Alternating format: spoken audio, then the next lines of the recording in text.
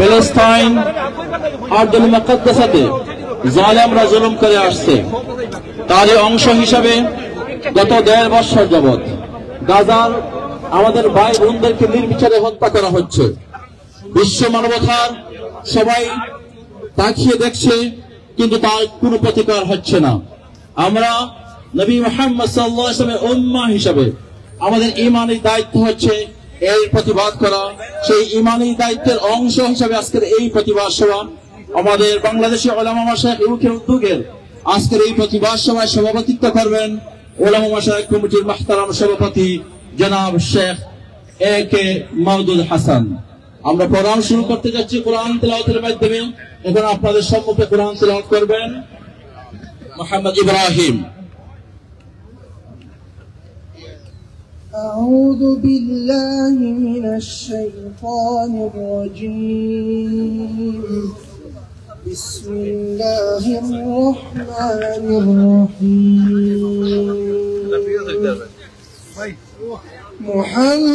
محمد رسول الله والذين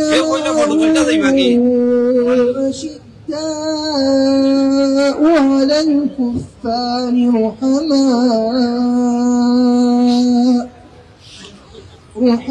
رحماء بينهم تراهم ركعا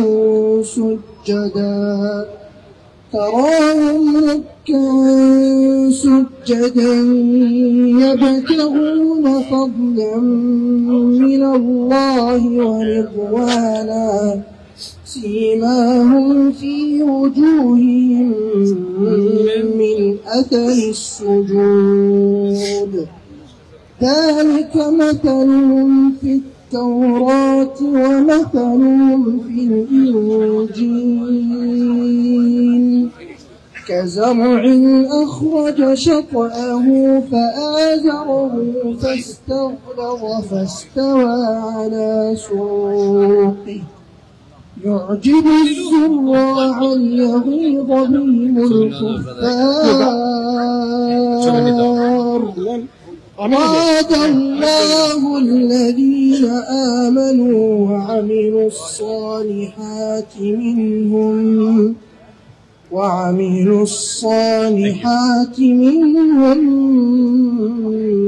مغفرة وأجرا عظيما.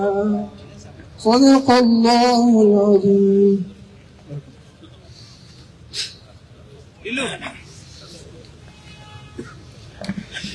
السلام عليكم ورحمة الله وبركاته. أشهد أن لا إله إلا الله كأسكام الله بجواني سون فربتي جواني باشو بلاسون داخلي بلا تحت الحمد لله بلاسي. الله أكبر الله أكبر ولله الحمد. الله أكبر كبيرا والحمد لله كثيرا سبحان الله بكرة وأصيلا لا حول ولا قوة إلا بالله العلي العظيم. الله كثيرا وسبحان الله لا حول ولا قوة إلا بالله. الله أكبر لله الحمد. والله يبوج شكرا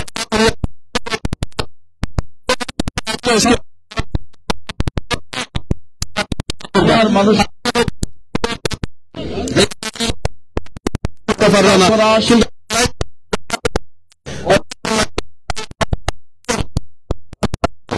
গাজাবাসীর জন্য তোমরা কি করেছো? আমরা দেখতাম পারছি না, কিন্তু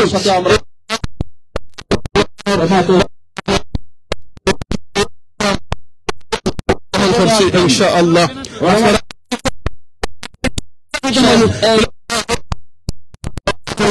দেখতাম পারলাম না। শেখ এ.কে. মাওদুদ হাসান।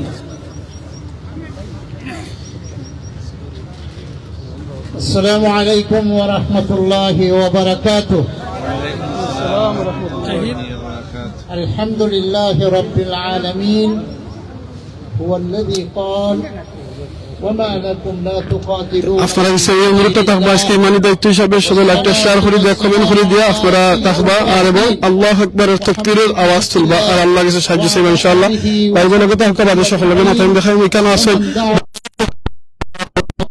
কোরআনের পাখি যে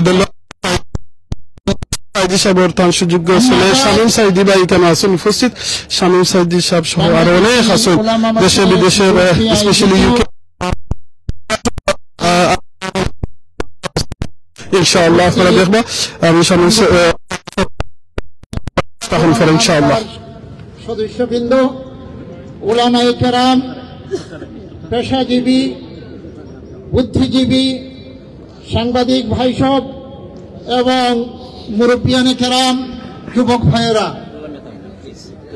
আমরা অতি সংক্ষিপ্ত সময়ে এই প্রতিবাদ সভার আয়োজন করেছি আপনারা এই প্রতিবাদ সভা সমর্থন করেন ইনশাআল্লাহ ফিলিস্তিন মুসলমানদের এর মধ্যে কোনো সন্দেহ আছে যে বম্বিং হচ্ছে ইসরায়েল যে কিলিং করছে এটাকে আপনারা সমর্থন করেন আমরা এর প্রতিবাদ আজকের এই জানাচ্ছি আজ 17 মাস যাবৎ তারা গাজাতে বম্বিং করে যাচ্ছে এবং আপনারা দেখছেন শিশু মহিলা বৃদ্ধ সহ হাসপাতাল মসজিদ places of worship everything they are destroying Gaza একটি সুন্দর শহর ছিল কিন্তু এই শহর যদি এখন থেকে আমরা দেখি তাহলে মনে হবে এই শহরকে এই এলাকাকে পূর্ণভাবে তারা ধ্বংস করে দিয়েছে So we are saying it is genocide. It is genocide doing by Israel.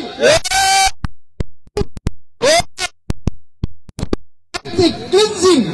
তারা গাজাবাসীদেরকে নিশ্চিহ্ন করে দিতে চাচ্ছে আমরা এর প্রতিবাদ জানাচ্ছি সারা দুনিয়ার মানুষ প্রতিবাদ জানাচ্ছে কিন্তু কেউই এইগুলার কোনো কানে নিচ্ছে না ইসরায়েলের government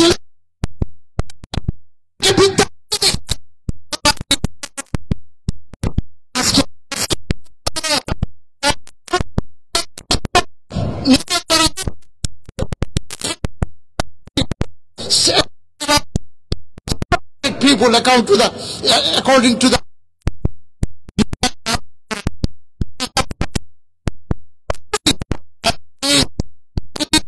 completely kill children.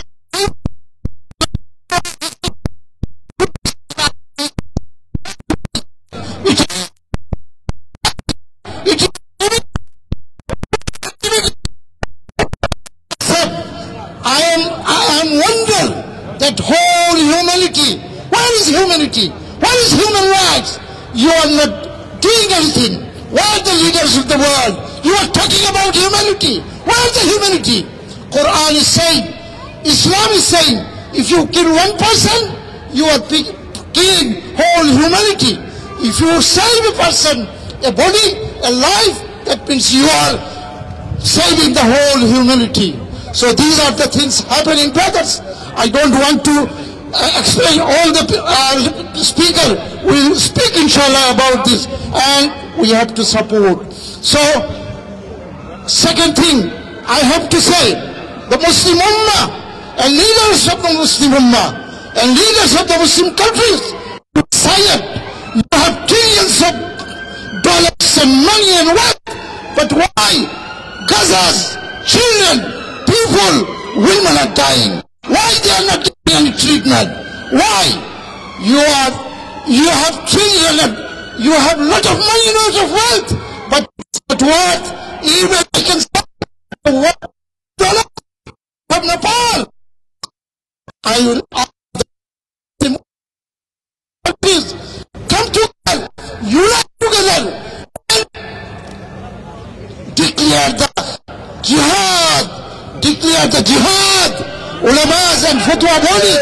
So these are the things we have to support and we have to continue. And also media, Western media, you are betraying the people.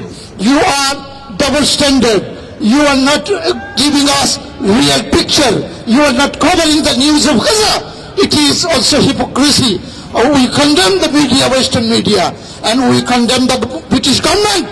You are helping Israel, giving the money, giving the arms, and giving the bomb and fight, and they are bombing the Muslims and killing. So you have to stop. We are paying tax to you, not to bombing the innocent people in Gaza.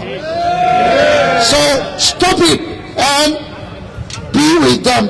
And Palestine should be an independent, free state, and you support them. We urge British government and British people. Alhamdulillah, British people are with us, but there are in authorities and leaders, they are not with us. This is the problem. So we have to fight against them. We have to tell them, come on to the justice. Come on, support the justice. Don't do injustice. If you do injustice, you will suffer later on. May Allah unite Muslim Ummah. Jazakumullah khair. Inshallah, scholars and ulamas will talk, and you have to support and you have to continue the protest and marching and all these activities. So Palestine will inshallah survive. Palestine will be safe inshallah and will be free one day. Jazakumullah khair. Wassalamu alaikum wa rahmatullahi wa barakatuh.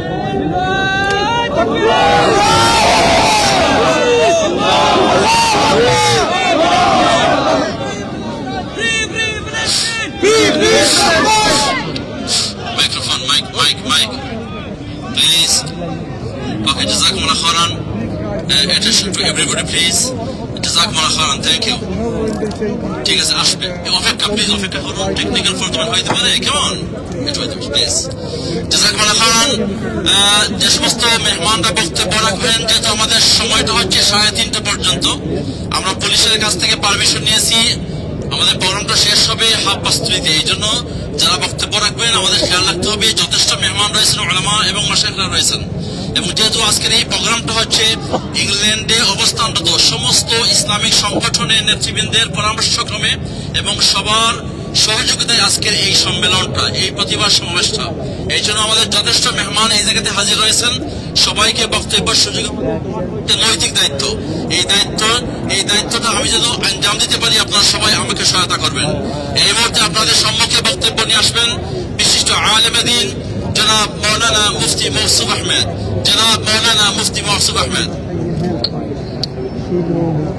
আসসালামু আলাইকুম ওয়া রাহমাতুল্লাহি ওয়া বারাকাতুহু সম্মানিত তৌহিদি জনতা আজকে আমরা এখানে জমায়েত হয়েছি ফিলিস্তিনের পক্ষে সমর্থন জানানোর জন্য এবং ফিলিস্তিনের বিরুদ্ধে ইসরায়েল কর্তৃক যে বর্বর হামলা হচ্ছে এবং যে মানবতা লঙ্ঘন করা হচ্ছে তার প্রতি তার বিরোধিতা করার জন্য প্রতিবাদ করার জন্য আজকে সারা বিশ্ব জুড়ে ইসরায়েলের এই বর্বরতার বিরুদ্ধে প্রতিবাদের ঝড় উঠেছে সেই ঝড়ের ধাক্কা ইংল্যান্ডে এসে লেগেছে আমরা হাজার হাজার তৌহিদি জনতা এখানে জমায়েত হয়েছে ইসরায়েলের এই বর্বর হামলার বিরুদ্ধে প্রতিবাদ জানানোর জন্য আমরা জোরালোভাবে দাবি জানাচ্ছি এই মুহূর্তে এই হামলা বন্ধ করে দেওয়া হোক এই মুহূর্তে বন্ধ চাই আর কোন হত্যা চাই না আর কোন বংশীদের দেখতে চাই না সারা বিশ্বের মুসলিম ঐক্যবদ্ধ আমরা যদি সবাই ঐক্যবদ্ধ ভাবে যদি জাহাদের ঘোষণা দিই ইনশাআল্লাহ ইসরায়েল নিশ্চিহ্ন হয়ে যাবে ইনশাআল্লাহ সম্মানিত মণ্ডলী আজকে যে পশ্চিমা বিশ্ব মানবতা দোহাই দিচ্ছে মানবতার ফেরি নিয়ে সারা বিশ্বব্যাপী তারা প্রচারণা চালাচ্ছে তাদের মানবতার পক্ষে কথা বলার কোনো অধিকার নাই বিকজ এই গাজার মধ্যে নির্মম হামলা হচ্ছে নির্বিচারে নির্যাতন করা হচ্ছে বোমা মেরে তাদের ঘর বাড়ি সবগুলোকে নিশ্চিহ্ন করে দেওয়া হচ্ছে আজকে মানবতা কোথায় তাই আজকে এই বিশাল জনসমাবেশ থেকে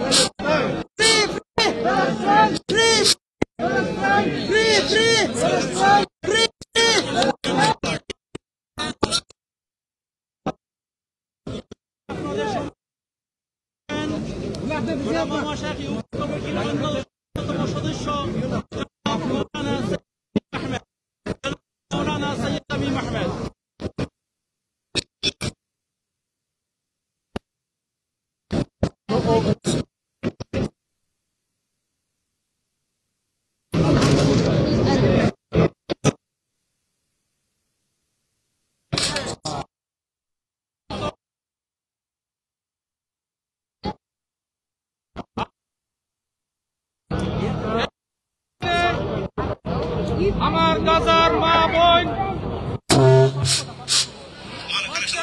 এই পর্যন্ত 60,000 মানুষকে হত্যা করা হয়েছে। আপনারা জানেন 18,000 থেকে বেশি হসপিটালের মধ্যে কাজ করছে। সংগ্রামী উপস্থিতি, আমরা আপনাদের সামনে আমরা জানিয়ে দিতে চাই, আজকে মুসলিম উম্মাহ ঐক্যবদ্ধ।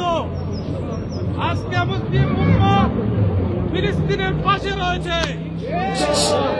শুধু আমাদের মুসলিম শাসকরা ক্ষমতার লোভে তারা নীরবতা পালন করছে। ওরা জানে না ক্ষমতা চিরস্থায়ী নয়। ওরা জানে না মুসলিম উম্মাহর ঘৃণা নিয়ে বেঁচে থাকা থেকে বেঁচে থাকাতে এক মুহূর্ত মুসলিম উম্মাহর ভালোবাসায় বেঁচে থাকা শ্রেষ্ঠ। সংগ্রামী উপস্থিতি, আমরা আজকের এই আলতাবাড়ি পাঠ থেকে মুসলিম শাসকদেরকে জানিয়ে দিতে চাই, আপনারা মুসলিম উম্মাহর কাতারে শামিল হন। মুসলিম উম্মাহর কাতারে শামিল হয়ে ঐক্যবদ্ধভাবে এই সন্ত্রাসী বিশ্ব মানবতা বিরোধী সন্ত্রাসী গোষ্ঠীর বিরুদ্ধে ঐক্যবদ্ধভাবে প্রতিরোধ গড়ে তুলুন। আমরা মনে করি এই মুহূর্তে যদি মুসলিম শাসকরা ঐক্যবদ্ধভাবে ভূমিকা পালন করে, তারা এই সাংঘাতিক কর্মকাণ্ড বন্ধ করতে বাধ্য হবে। আমরা আগামী দিনে আমরা আল্লাহ রাব্বুল আলামিনের আয়াত থেকে আমরা নিজেকে হতাশ হতে চাই না। ওয়ালা তাহিনু ওয়ালা তাহজানু ওয়া আনতুমুল আ'লাউনা ইন কুনতুম মুমিনিন। নিরাশ হওয়ার কারণ নেই, হতাশ হওয়ার কারণ নেই, ভয় পাওয়ার কারণ নেই। আমরা যদি মুমিন থাকি অবশ্যই আমাদের বিজয় হবে, অবশ্যই ফিলিস্তিনের বিজয় হবে। ফিলিস্তিনের মানুষ অবশ্যই মুসলিম উম্মাহকে পাশে যেভাবে এখন পেয়েছে, পিছনে পেয়েছে, ভবিষ্যতেও পাবে ইনশাআল্লাহ।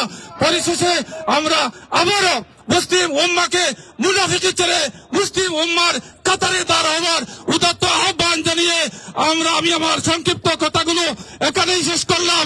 নাসরুম মিনাল্লাহি ওয়া ফাতহুন করিব ওয়া বাশশিরিল মুমিনিন। জাযাকুমুল্লাহু খায়রান। Free free free free free free Palestine Palestine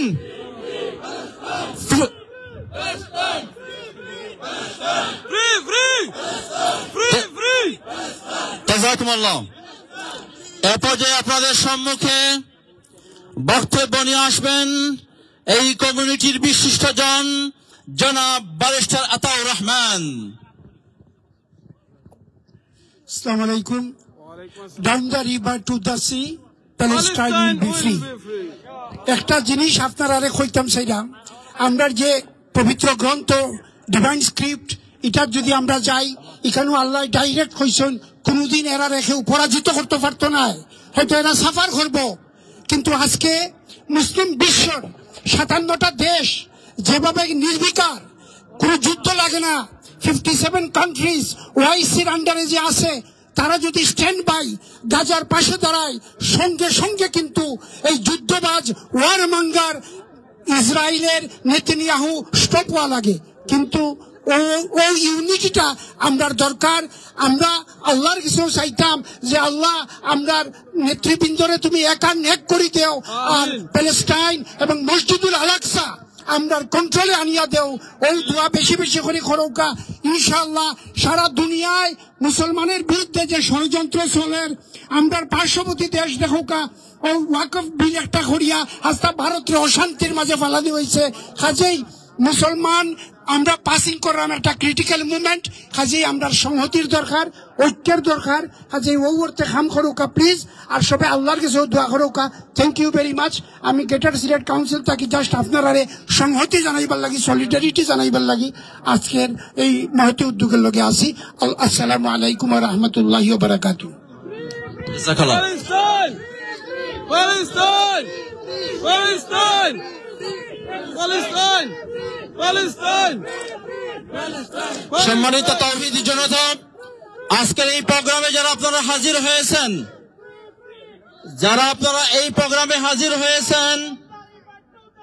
Palestine will be free! Palestine will be free! জাযাকুমুল্লাহ খাইরান। আপনারা যারা আজকের এই প্রোগ্রামে হাজির হয়েছেন, অবশ্য আরদুল মুকাদ্দাসাকে আপনারা ভালোবাসেন, প্যালেস্টাইনকে ভালোবাসেন, গাজাকে ভালোবাসেন, মজলুম উম্মাহ মুহাম্মাদের সাথে আপনারা অবশ্যই আছেন, ঠিক কিনা?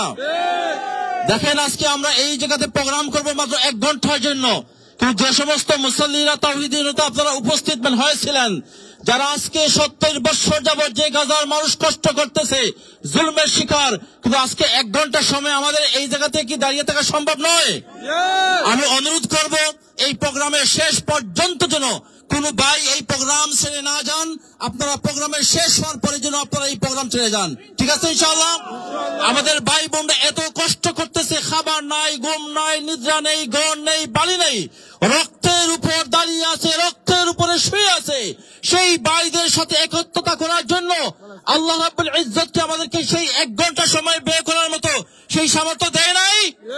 আমি অনুরোধ করব কেউ এই প্রোগ্রাম ছেড়ে চলে যাবেন না আনটিল প্রোগ্রাম শেষ না হওয়া পর্যন্ত। এরপর যে আপনাদের সম্মুখে বক্তব্য রাখবেন উলামা মাশায়েখ কমিটির অন্যতম সদস্য জনাব মাওলানা সাদিকুর রহমান। السلام عليكم ورحمة الله وبركاته. الحمد لله رب العالمين والعاقبة للمتقين والعزة والنصرة للمؤمنين والذلة والهزيمة للأعداء الدين وعلى آله وصحابه وأهل بيته أجمعين. أما بعد فأعوذ بالله من الشيطان الرجيم. بسم الله الرحمن الرحيم. وما لكم لا تقاتلون في سبيل الله والمستضعفين من الرجال والنساء يقولون ربنا أخرجنا من هذه القرية الظالم أهلها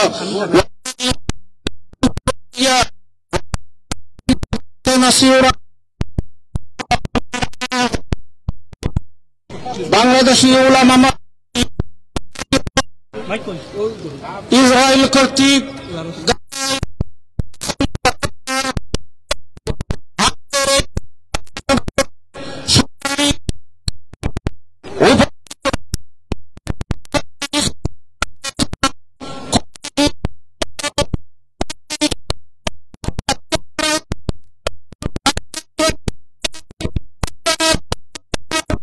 সমাবেত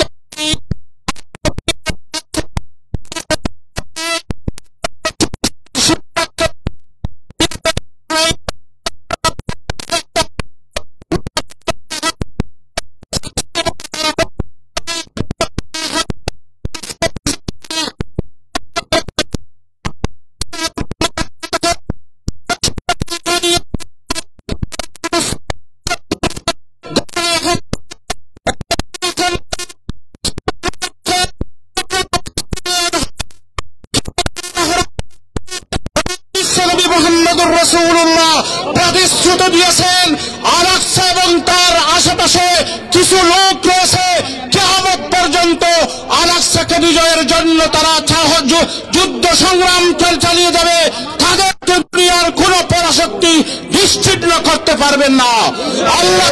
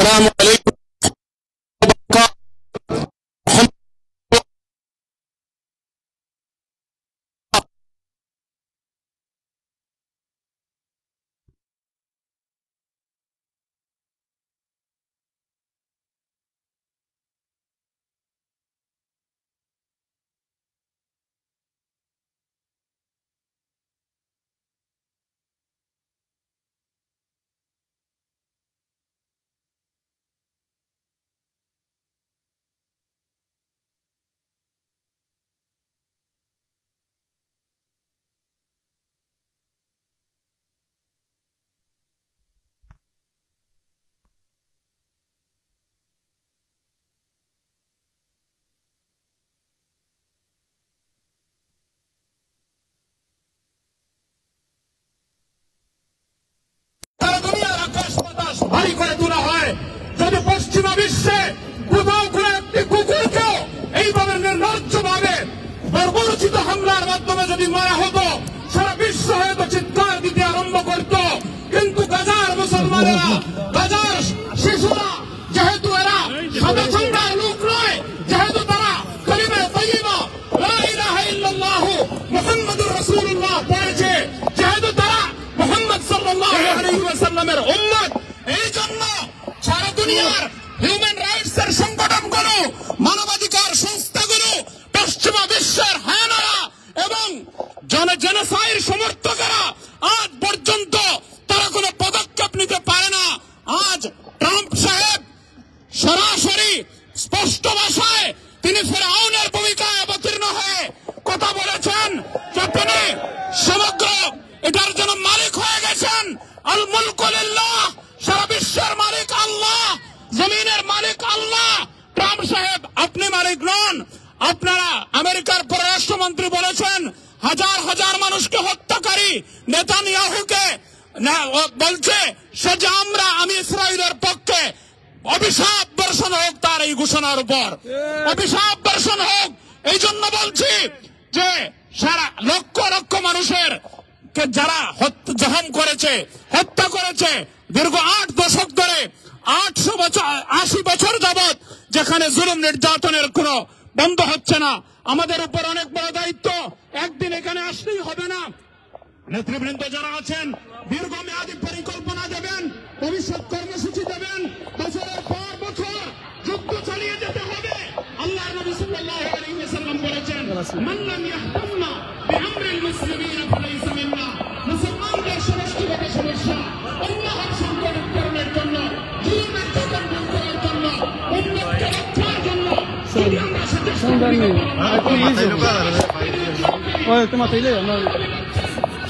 সাইড দিবাই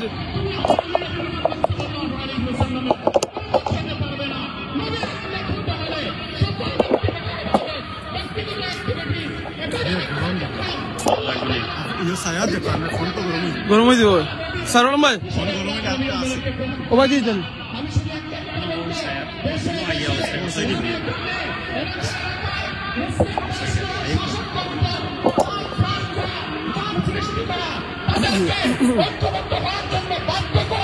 সকল জনগণের উপর ফরজ দায়িত্ব। গতকাল আমার উস্তাদ শেখুল ইসলাম মুফতি তকি উসমানী সাহেব লক্ষ লক্ষ উলামায়ে কেরামের পক্ষ থেকে বলেছেন, মুসলিম দেশগুলোর উপর, মুসলিম রাষ্ট্রগুলোর উপর জিহাদ ফরজে আইন হয়ে গিয়েছে। এই ঘোষণা তিনি দিয়েছেন। এছাড়া বাঁচার কোনো উপায় নেই।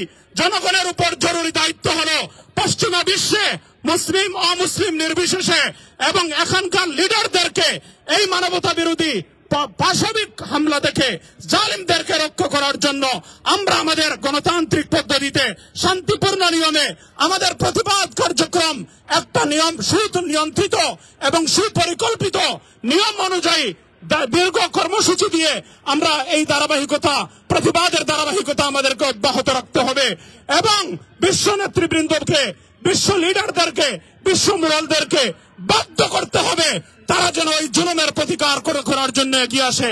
মুসলিম শাসকদের উপর জিহাদ যেহেতু উলামায়ে কেরামের দৃষ্টিতে ফরজ হয়ে গিয়েছে, বিধায় জনগণের উপর জরুরি হলো তারা প্রতিবাদ কার্যক্রম অব্যাহত রেখে মুসলিম শাসকদেরকে ঐক্যবদ্ধ হয়ে এর মোকাবেলা করার জন্য বাধ্য করা। আমরা রাজি আছি না ইনশাআল্লাহ? আমরা ভবিষ্যতে বাংলাদেশের উলামা মাশায়েখের উদ্যোগে যত প্রোগ্রাম হবে, ভবিষ্যৎ কর্মসূচি দেওয়া হবে, সেগুলোর সাথে আমরা একাত্ম থাকবো, সবগুলো ডাকে আমরা সাড়া দেব। আল্লাহ আমাদেরকে তৌফিক দান করুন। জাযাকুমুল্লাহ।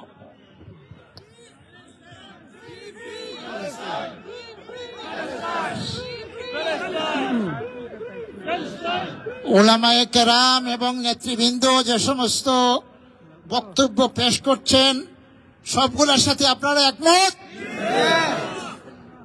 আমি উলামা মাশায়েখের এই প্রতিবাদ সমাবেশে আমাদের পিছনে আমাদের সাথে অনেক উলামায়ে কেরাম এবং ইসলামিক স্কলার এবং কমিউনিটি নেতৃবৃন্দ বক্তৃতা দিবেন। আমি অনুরোধ করব, যেহেতু আমাদের সময় কম, কথা বলে ফেলেছি প্রায়, এখন আপনার 2 মিনিট করে যদি কথা শেষ না করেন তাহলে কিন্তু আমরা, এই জন্য আমি এই কথা আপনাদের অনুরোধ মানে অবস্থার পরিপ্রেক্ষিতে করছি। এতে আপনারা আমাদেরকে সহযোগিতা করুন ইনশাআল্লাহ। আমরা আমাদের যারা উপস্থিত হয়েছেন ইনশাআল্লাহ আপনারা শেষ পর্যন্ত থাকবেন তো ইনশাআল্লাহ? এই উলামায়ে কেরামদের ঐক্য আপনারা চান কিনা? তাদের ডাকে আপনারা আসবেন সব সময়। এ পর্যায়ে আপনাদের সম্মুখে বক্তব্য নিয়ে আসবেন বাংলাদেশি উলামা মাশায়েখ ইউকের অন্যতম সদস্য মুহতারাম শেখ ইমদাদুর রহমান আল মাদানী। আসসালামু আলাইকুম ওয়া রাহমাতুল্লাহি ওয়া বারাকাতুহু। বিসমিল্লাহ আলহামদুলিল্লাহ ওয়াস সালাতু ওয়াস সালামু আলা রাসূলিল্লাহ ওয়া আলা আলিহি ওয়া সাহবিহি ওয়া ওয়ালা ওয়া বা'দ ফাআউযু বিল্লাহি মিনাশ শাইতানির রাজীম। বিসমিল্লাহির রহমানির রহিম। يا أيها الذين آمنوا اصبروا وصابروا ورابطوا واتقوا الله لعلكم تفلحون। সম্মানিত উপস্থিতি, আমরা সবাই এই পর্যন্ত নেতৃবৃন্দের কাছ থেকে যে সমস্ত কথা আসছে আমরা তার সাথে একমত কিনা? আমরা আজকে এখানে এসেছি শুধুমাত্র ফিলিস্তিনের অসহায় মজলুম মুসলমান যেখানে অন্যায়ভাবে তাদেরকে হত্যা করা হচ্ছে, আমরা তাদের পাশে আছি সেই সাপোর্ট জানানোর জন্য। আজকে আমরা বলতে চাই, সাবরান ইয়া আহলা গাজ্জা, সাবরান ইয়া আহলা গাজ্জা, মাওঈদুকুম আল জান্নাহ। গাজাবাসীদের জন্য আফসোসের কিছু নেই, আমরা বলবো সবরের কথা। আল্লাহ ইমানদার, তোমরা সবর করো, তাদের সাথে তোমরাও সবর করো। আর ওয়ারাবিতু be connected with them. Today we are to say that you are not alone. People of Gaza, you are not alone. We are people of Britain. We are with you. সম্মানিত উপস্থিতি, আমরা তাদেরকে বলতে চাই, হয় না, হবে না, কখনো হয়নি। মারিতে বুদারে কাল পারেনি কেউ, চিরদুর্জয় বিশ্বে আমরা বসত করিব বাদিয়া গেহ। ফিলিস্তিন মুসলমানদের থাকবে ইনশাআল্লাহ। জাযাকাল্লাহ খাইরান। এ পর্যায়ে আপনাদের সম্মুখে বক্তব্য নিয়ে আসবেন হেফাজতে ইসলাম ইউকের মুহতারাম সেক্রেটারি বিশিষ্ট আলেমে দ্বীন জনাব মাওলানা গোলাম কিবরিয়া। জনাব মাওলানা গোলাম কিবরিয়া।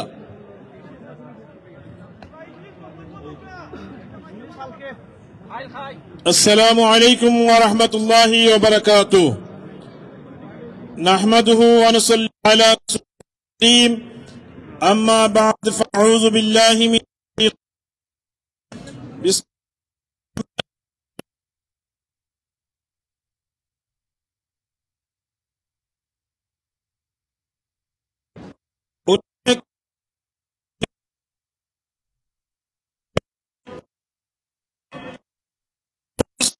বিরুদ্ধে প্রতিবাদ সভাপতি উপস্থিত গ্রেট ব্রিটেনের শীর্ষ উলামায়ে কেরাম এবং তৌহিদি জনতা, সাংবাদিক বন্ধুগণ, আমরা এসেছি আজকে আমাদের মা যাদের দিন দুপুরে মাদ্রাসায় স্কুলে দিন দুপুরে মানবতা সর্বনিকৃষ্ট বর্বরতা হিসেবে যাদেরকে হত্যা করে শহীদ করা হচ্ছে, তাদের দরদে আজকে আমরা এখানে এসেছি। আমরা জানি হাদিসের মধ্যে এসেছে আল মুসলিমুনা কা জাসাদিন ওয়াহিদিন, সমস্ত পৃথিবীর মুসলমান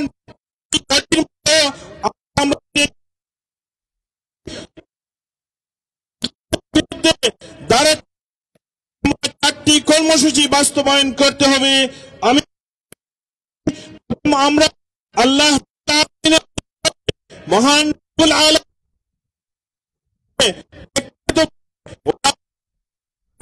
মাসাজিদগণ রব্বুল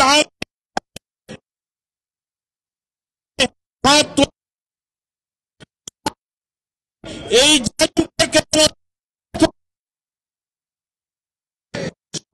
আমরা যে দায়িত্ব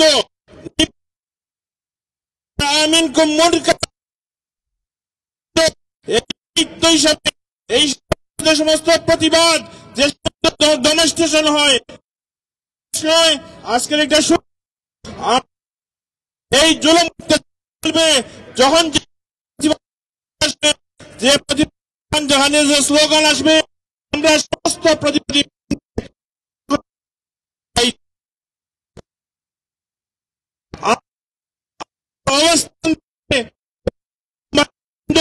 যে সমস্ত চ্যারিটি বিভিন্নভাবে সাহায্য সহযোগিতা করে তাদেরকে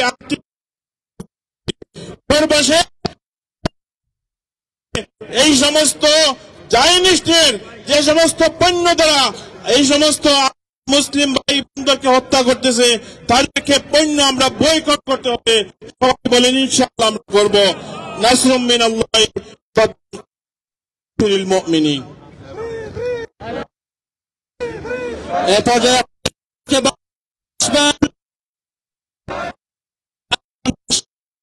ইমাম এবং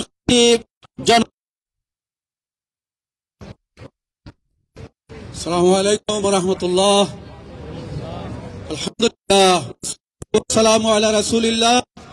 قال الله تعالى أعوذ بالله من الشيطان الرجيم بسم الله الرحمن الرحيم يريدون ليطفئوا نور الله بأفواههم والله متم نوره ولو كره الكافرون صدق الله العظيم।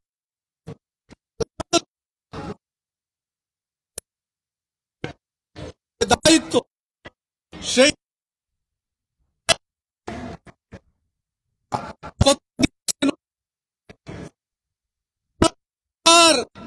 নমনীয়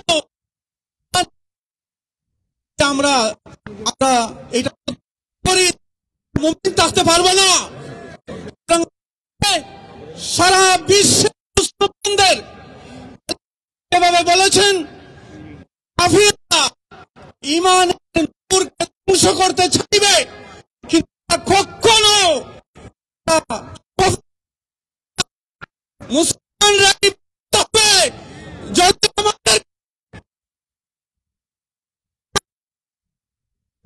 আমাদেরকে আমাদের ঈমানি বলে বলিয়ান হয়ে আজকে আমরা সবাই যেন গাজা এবং ফিলিস্তিন মুসলমানদের সাথে এক হয়ে আমরা ঝাঁপিয়ে পড়ি, তাহলে আল্লাহ মুদত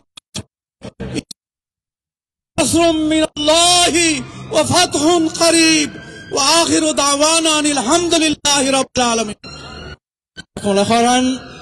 এ পর্যায়ে আপনাদের সম্মুখে বক্তব্য নিয়ে আসেন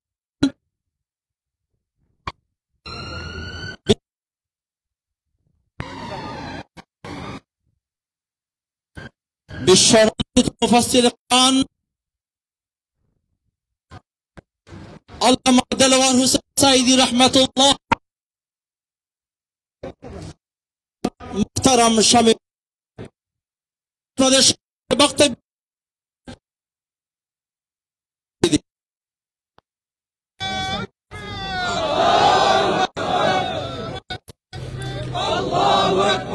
আলহামদুলিল্লাহি রাব্বিল আলামিন, আসসালাতু ওয়াসসালামু আলা সাইয়্যিদিল মুরসালিন ওয়া আলা আলিহি ওয়া সাহবিহি আজমাইন।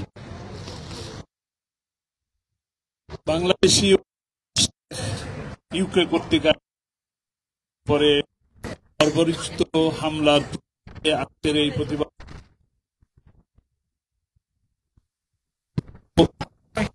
শায়েখ জনাব আমার শায়েখ নেতৃবৃন্দ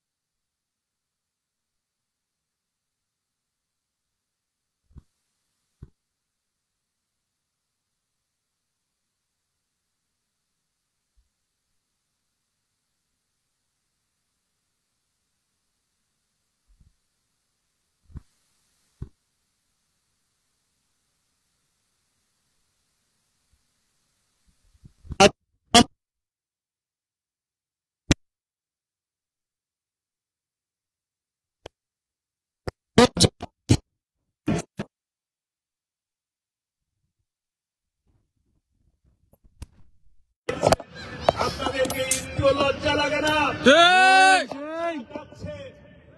ইফতারিকে সামনে নিয়ে তারা ঘাস খাচ্ছে, ইফতারি পাচ্ছে না, আপনাদেরকে একটু শরম লাগছে না?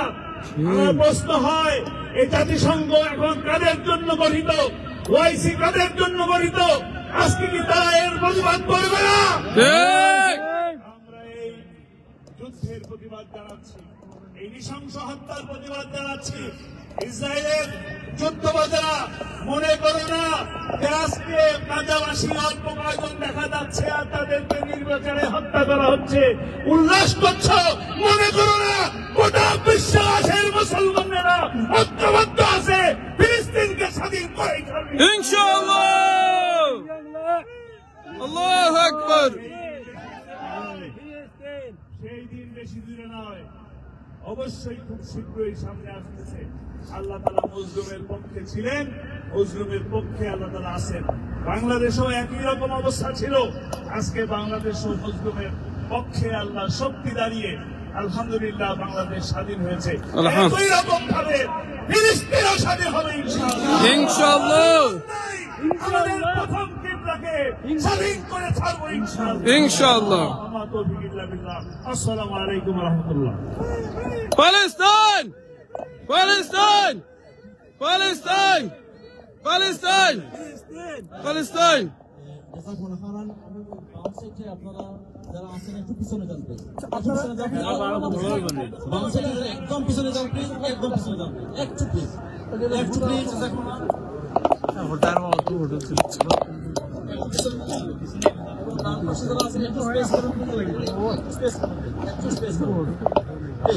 আমাদের মুরব্বীরা মোহতারাম শামসুল হক সাহেব, আব্দুল কাদের সালে ভাই এখানে হাজির হয়েছেন। ওকে, জাযাকুমুল্লাহ খাইরান। আপনাদের এই সুন্দর এই সাপোর্টের জন্য এই পর্যায়ে কাউন্সিল অফ মস্কের মোহতারাম চেয়ারম্যান এবং উলামা মাশায়েখ কমিটির অন্যতম সদস্য বিশিষ্ট আলেমে দ্বীন ইরশাদুল ইসলাম ফোরস্কয়ারের মোহতারাম চেয়ারম্যান এবং খতিব জনাব হাফিজ মাওলানা শামসুল হক সাহেব, তিনি চলে যাবেন, এই জন্য উনি রিকোয়েস্ট করেছেন ওনাকে আগে বক্তব্য দেওয়ার জন্য। আমরা মোহতারামকে তার গুরুত্বপূর্ণ বক্তব্য দেওয়ার জন্য অনুরোধ করছি।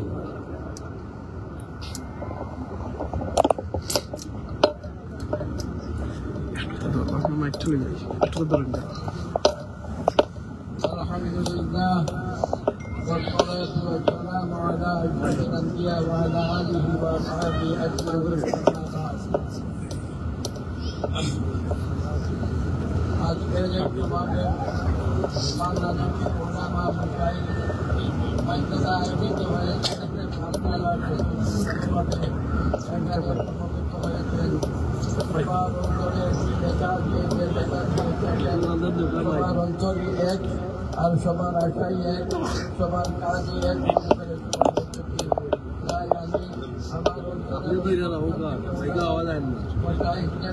আমার তরফ থেকে এবং এই জওয়ান হামলাকে পিছনে বসবাস করছেন মুসলমান সবাইকে আমি আমার অন্তর থেকে আল্লাহর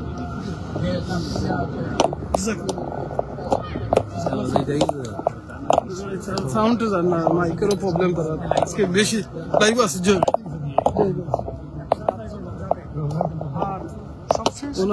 মুফতি সাহেব ওকে সালাম ভাই আতো গাফ নিয়ে মুফতি সাহেব মাথায় ভাই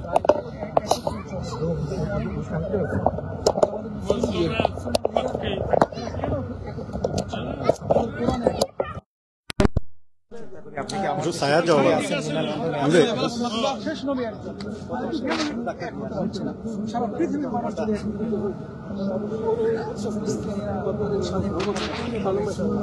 আসসালামু আলাইকুম রহমতুল্লাহ বারাকাতুহু। সুপ্রিয় দর্শক, এতক্ষণ পর্যন্ত আপনারা শুনছিলেন আলতাফ আলী পার্কে আজকে সমবেত জনতার গাজার পক্ষে যে বক্তব্য, সেগুলো আমরা অনেকের বক্তব্য শুনেছি। এই পর্যায়ে আমাদের সাথে রয়েছেন মাওলানা নাইম, আপনাকে অসংখ্য ধন্যবাদ। আমি আপনার কাছ থেকে স্পেসিফিকলি যে জিনিসটা জানতে চাই বিষয়টি হচ্ছে যে এখন আগামী 14ই মে অর্থাৎ আগামী মাসের 14 তারিখে গাজা দখলে অর্থাৎ ফিলিস্তিন ইসরায়েল রাষ্ট্র ঘোষণার প্রায় 77 বছর পূর্তি হতে যাচ্ছে। বিগত 77 বছরে বেশ কয়েকটি ইভেন্ট সংঘটিত হয়েছে এবং সেই ইভেন্টগুলো কোনোটাই গাজার জন্য কখনো কোনো অনুকূল পরিস্থিতি বা কল্যাণ বয়ে নিয়ে আসেনি। আপনি কি মনে করেন যে ইহুদিরা, আমরা জানি যে ইসরায়েল রাষ্ট্রটি 80 বছরের একটি প্রান্তসীমার অপেক্ষা করছে, সেই ক্ষেত্রে সেই দৃষ্টিকোণ থেকে আপনি কি মনে করেন যে এভাবেই আগামী আরো কয়েক বছর চলবে, নাকি এই যে অনগোয়িং চলমান যে সমস্যা এটি কোনো সমাধান আপনি দেখেন কিনা? একটা কঠিন প্রশ্নের মুখে মুখে আমরা নিজেই এই বিষয় নিয়ে চিন্তা করি যে গত 77 বছর বা 100 বছর বলতে পারেন যে ফিলিস্তিনি মুসলমানদের কে টার্গেট করে বা এই দেশকে টার্গেট করে ইহুদি সম্প্রদায়কে দুনিয়ার বিভিন্ন জায়গা থেকে সেখানে বসবাসের অনুমতি দিয়ে, মানে আরব বিশ্ব এবং মুসলমানদের যে সবচেয়ে পবিত্র বাইতুল মাকাদ্দিসকে ঘিরে এই স্থানে তাদেরকে যে সুযোগটা দেওয়া হয়েছিল, যে থাকার অধিকারটা দেওয়া হয়েছিল, আজকে আমরা 77 বছর পরে বলতে চাই যে আজকে মুসলমানদের পিঠে যে ছুরিকাঘাত বা যে খঞ্জরটা ঢুকানো হয়েছিল, এই রক্ত এখন পর্যন্ত এখনো শুকায় নাই। আর এখন তো এমন একটা পরিস্থিতি আমরা দাঁড়িয়ে আছি যে আজকে বিশ্ব সম্প্রদায় তাকিয়ে দেখছে যে আজকে গাজা এবং ফিলিস্তিনের মুসলমানদেরকে ইতিহাসের পাতা থেকে নিঃশেষ করে দেওয়ার জন্য সর্বশেষ চেষ্টা চলছে। কিন্তু আমি এখানে একটি আশার বাণী শোনাতে চাই যে আজকে আপনি দেখবেন সারা দুনিয়াতে বিশ্ব মুসলমানের যে জাগরণ, আজকে লক্ষ লক্ষ কোটি কোটি মুসলমান এবং অমুসলিম সম্প্রদায় যারা মানবতার এই করুণ অবস্থা দেখে ঘরে বসতে পারে নাই, তারা কিন্তু মাঠে নেমেছে। এর থেকে একটা জিনিস আমাদের জন্য একটা শিক্ষা রয়েছে, 100 বছর পরে হয়তো ইতিহাস লেখা হবে যে গাজার এই কঠিন মুহূর্তে যখন 60,000 মুসলমানকে 1 বছরের মধ্যে শহীদ করে দেওয়া হয়েছিল, এখানে 20,000 শিশু ছিল, নারী ছিল, যেখানে 10,000 মুসলমানকে বিল্ডিং এর মানে নিচে চাপা পড়ে তাদের মানে লাশগুলো মানুষ পায়নি। এই কঠিন মুহূর্তে মানবতা কোথায় ছিল? আজকে যদি আমরা মানবতার পক্ষে দাঁড়াতে পারি, তাহলে 100 বছর পরের যে ইতিহাসে আমরা যে মানবতার পক্ষে ছিলাম, এই জায়গায় আমার অবস্থানটা মানে পরিষ্কার থাকবে। আজকের প্রতিবাদ থেকে আমি যে কথাটা বলতে চাই, এই প্রতিবাদই তারই একটা অংশ। এই প্রতিবাদ থেকে যদি আমরা গড়ে চলে যাই, তাহলে আমাদেরকে যারা নেতৃত্ব দিচ্ছেন এই দেশ লন্ডনে, এই ছোট্ট প্রতিবাদকে আপনি মনে করবেন এটা অনেক বড়, কারণ এখানে মিডিয়া এবং এখানে যে হাজারো মানুষের প্রতিবাদ অন্য একটি মুসলিম দেশে লক্ষ মানুষের প্রতিবাদ থেকেও আমরা বড় মনে করি। ধন্যবাদ আপনাকে। সুপ্রিয় দর্শক, আমরা শুনছিলাম মাওলানা নাঈমের খুবই সুন্দর গঠনমূলক এবং আশা ব্যঞ্জক কিছু বক্তব্য, যে ভবিষ্যতে আজ আমরা সফল কিনা সেটা আমরা বলতে পারবো না, কিন্তু 100 বছর পূর্তি উপলক্ষে যখন কোনো এক সময় অদূর ভবিষ্যতে আগামী প্রজন্ম এটি অনুভব করতে পারবে যে এই আলতাফ আলী পার্কে দাঁড়িয়ে আমরা যে কথাটি বলেছিলাম তারই সূত্রপাত ধরে গাজা তার স্বাধীনতা অর্জন করেছে। ধন্যবাদ আপনাকে। দর্শক, আমরা এখন আপনাকে অসংখ্য ধন্যবাদ। দর্শক,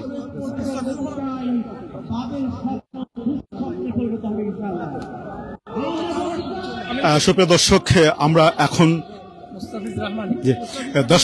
আমরা এখন কথা বলবো অত্যন্ত প্রমিনেন্ট স্কলার, বাংলাদেশ থেকে সদ্য তিনি ব্রিটেনে এসেছেন, সকলের পরিচিত মুখ তার সাথে, জনাব মুস্তাফিজুর রহমান আমিনী সাহেব। আপনাকে অসংখ্য ধন্যবাদ। কেমন আছেন? আলহামদুলিল্লাহ, আপনি কেমন আছেন? আলহামদুলিল্লাহ, ভালো আছি। রহমানী সাহেব, আমি সরাসরি একটি ব্যতিক্রমী একটি প্রশ্ন দিয়ে শুরু করতে চাই, কারণ এই বিগত প্রায় 77 বছরে যখন থেকে ইসরায়েল গাজা দখল করে বা তার স্বাধীনতা ঘোষণা করে, ঠিক তখন থেকে যখনই যে দুর্যোগগুলো এসছে, তখনই বিভিন্ন নাকবা থেকে শুরু করে আমরা মুসলমানরা আমাদের যে বিবৃতি প্রদান করতে গিয়ে বিভিন্ন বিষয়গুলো সামনে নিয়ে আসি, যেমন ইয়াজুজ মাজুজ, দজ্জাল, বিভিন্ন ফিতনা। আমার প্রশ্ন হচ্ছে যে বিগত বিশেষ করে একাদশ, ত্রয়োদশ এবং দ্বাদশ শতাব্দীতে যে উত্থান হয়েছিল বিভিন্ন সম্প্রদায়ের, সেই সময়কার স্কলাররাও পর্যন্ত এই কথাগুলো বলেছেন যে এরাই ইয়াজুজ মাজুজ, এরাই হতে পারে দজ্জাল। সেগুলোর পরিপ্রেক্ষিতে আমরা এই অবস্থায়, এই বর্তমান যে গাজার যে সমস্যা, এটাকে আমরা কিভাবে দেখবো? আমরা কি মনে করব এই ধরনের ধর্মীয় কোনো কিছু, নাকি এটি শুধুমাত্র কেবলমাত্র এটি একটি রাজনৈতিক বিষয়? এই বিষয়টা আমি আপনার থেকে জানতে চাইব। এটা কি একান্তই রাজনৈতিক বিষয়, নাকি এর সাথে ধর্ম জড়িত রয়েছে? সুপ্রিয় দর্শক, আপনারা দেখতে পাচ্ছেন আমাদের মধ্যে এরই মধ্যে এসে উপস্থিত হয়েছেন বাংলাদেশের প্রখ্যাত আলেমের দিন, কোরআনের পাখি নামে খ্যাত মরহুম আল্লামা দেলোয়ার হোসেন সাইদির সুযোগ্য সন্তান শামীম সাইদি। আমরা ওনার সাথেও কথা বলবো ইনশাল্লাহ। তার আগে আমরা একটু সময় নিচ্ছি এখানে। আচ্ছা, আমরা আসছি রহমানী সাহেব আপনার থেকে। সুপ্রিয় দর্শক, আমরা কথা বলছিলাম, আমি আবারও পরিচয় করিয়ে দিচ্ছি, বাংলাদেশের প্রখ্যাত আলেমের দিন, কোরআনের পাখি নামে খ্যাত আল্লামা মরহুম দেলোয়ার হোসেন সাইদি সাহেবের সুযোগ্য সন্তান শামীম সাইদি। আমরা তাকে আজ পেয়েছি। তার সাথে আমরা একটু ব্যতিক্রমী প্রশ্ন করব। প্রথমেই আপনাকে ধন্যবাদ, আপনি এদেশে এসেছেন। আমার মনে হয় প্রথমবার আপনার সাথে সাক্ষাৎ। আমি সংক্ষিপ্তভাবে প্রথমেই ফিলিস্তিন সংক্রান্ত বিষয়ে আপনার থেকে 1 মিনিটে জানতে চাইব যে আপনার আসলে অনুভূতিটা কি? আমরা কি আশা করতে পারি এই ফিলিস্তিন একদিন স্বাধীন হবে, নাকি এভাবেই কিয়ামতের শেষ লগ্ন পর্যন্ত আমাদেরকে যেতে হবে এবং আমাদেরকে এভাবে বিভক্ত হয়ে থাকতে হবে? ইনশাআল্লাহ স্বাধীন হবেই, ইনশাআল্লাহ। মুসলমানদের প্রথম কিবলা বাইতুল আকসা, এটা তারা দখল করার চেষ্টা করতেছে, আর মুসলমানরা ঘরে বসে থাকবে তা কিন্তু হবে না। ওরা মনে করতেছে ওদের শক্তি কম, আমাদের শক্তি আলহামদুলিল্লাহ অনেক বেশি। আমাদের ইমানের শক্তি, আল্লাহর ভয়, অবশ্যই আল্লাহ সাহায্য করবেন এবং বিজয় আসবে ইনশাআল্লাহ। ধন্যবাদ। এই বিজয়ের ক্ষেত্রে আমি যেটি মনে করি যে এখন আমরা দেখি যে ফিলিস্তিন 2টি ভাগে বিভক্ত হয়েছে রাজনৈতিকভাবে, ফাতা এবং হামাস। তাদের এই অন্তর্দ্বন্দ্ব এবং বিচ্ছেদ কি এই স্বাধীনতা বিলম্ব হওয়ার কারণ হতে পারে? সবসময় তো ষড়যন্ত্র হয়, যারা ষড়যন্ত্রকারী তারা ষড়যন্ত্র করবে, আমাকারু আমাকারুল্লাহ আল্লাহু খায়রুল মাকিরিন। আর মহাপরিকল্পনাকারী আল্লাহ, আর মুসলিমের সাথে আল্লাহ থাকেন। মুসলিমের সাথে আল্লাহর কোনো পর্দা নাই। এই যে ছোট ছোট বাচ্চারা কাঁদতেছে, মায়েরা কাঁদতেছে, বৃদ্ধরা কাঁদতেছে, হাসপাতালের উপর আক্রমণ হচ্ছে, স্কুলের উপরে মাদ্রাসার উপর আক্রমণ হচ্ছে। আল্লাহ অবশ্যই দয়া করে একসময় এদের প্রতি রহম করবেন ইনশাআল্লাহ। ধন্যবাদ। আমি আরেকটি প্রশ্ন এখন একটু ব্যতিক্রমী করবো, সেটি হচ্ছে যে আমরা এর আগেও এই প্রশ্নটি করেছিলাম আল্লামা মরহুম দেলোয়ার হোসেন সাঈদী, তিনি তো পৃথিবীতে নেই, চলে গেছেন আমাদের থেকে। তো তার যে সংকলনগুলো রয়েছে বা সংগ্রহগুলো রয়েছে, বিভিন্ন ক্যাসেট, এগুলো আমরা দেখি যে বিভিন্ন কপিরাইট প্রোটেকশনের আন্ডারে পড়ে গিয়ে অনেক সময় আমরা এটা প্রচার করতে পারছি না। এই ক্ষেত্রে আপনারা কোনো ব্যবস্থা নিচ্ছেন নাকি? এটা নিয়ে ব্যবস্থা হচ্ছে, আমরা সিএসপির সাথে আমরা কথা বলতেছি। আগামীতে ইনশাল্লাহ এটা উন্মুক্ত করে দেওয়ার জন্য আমরা চেষ্টা করি। তবে একটা বড় সমস্যা হলো যে উন্মুক্ত হয়ে গেলে এটাকে বিভিন্নভাবে আজে বাজে কাজেও ব্যবহার হয়। এই কারণে কপিরাইটের এই বিষয়টা রেখে বা না রেখে কিভাবে সংরক্ষণ করা যায়, এই ব্যাপারটা একটা জটিল বিষয়। যারা এই বিষয়টা ভালো বোঝে তাদের সাথে কথা বলে তারপরে এটা সিদ্ধান্ত নেওয়া হবে ইনশাআল্লাহ। শেষ আর কি প্রশ্ন করে নিচ্ছি, সেটি হচ্ছে যে আল্লামা দেলোয়ার হোসেন সাঈদী তিনি যখন শহীদ হয়ে গেলেন, এটা প্রচলিত রয়েছে এবং এটা অনেকটাই হয়তো প্রামাণিক না, কিন্তু তাকে হত্যা করা হয়েছে বলে যে জিনিসটা উঠেছে, এই বিষয়ে আপনারা কোনো পদক্ষেপ নিচ্ছেন কিনা? আমরা মামলা করবো ইনশাআল্লাহ। এই মামলাটা কার বিরুদ্ধে করবেন? আওয়ামী লীগের বিরুদ্ধে? না, আওয়ামী লীগের বিরুদ্ধে না, চিকিৎসা ব্যবস্থার বিরুদ্ধে। এইটা কি এই সরকারের আমলে করবেন না পরবর্তী সরকারের? খুব শীঘ্রই হবে ইনশাআল্লাহ। সরকার থাকবে, অসংখ্য ধন্যবাদ, মামলা হবে ইনশাআল্লাহ। আমি শেখর কাছে জানতাম স্যারাম, বাংলা আজকে তো আমরা ফিলিস্তিন নিয়ে ক্যান্টনের মাঝে এই সমাবেশটা হয়েছে, যদি বাংলাদেশ জামাত ইসলাম ক্ষমতার যায়, বাংলাদেশে কিতা ফিলিস্তিনের যত পণ্য আছে এটা কিতা আপনারা একবারে টোটালি সরকারি ভাবে বন্ধ করবানি, এটা আপনারা মতটা দিবানি?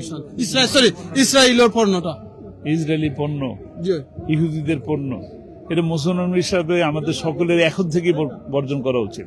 জামাত ইসলামী কবে ক্ষমতায় যাবে তখন এই জিনিসটা করবেন তা তো না, এখন থেকে আমাদের সচেতনতার সাথে এই পণ্য বর্জন করা উচিত, এখন থেকে, এই মুহূর্ত থেকে।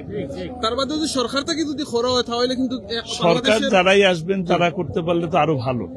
আর এখন আমাদের দায়িত্ব, আমরা মুসলমান হিসেবে আমাদের দায়িত্ব ইহুদি সকল পণ্যকে বর্জন করে চলে যাওয়া এবং মুসলমানের পণ্যকে গ্রহণ করা, ইসলামের পণ্যকে গ্রহণ করা। আমি একটু অ্যাড করতে যাচ্ছি, কারণ আমার স্পিচ ভাই থাকতে থাকতে 1 মিনিটে বলি।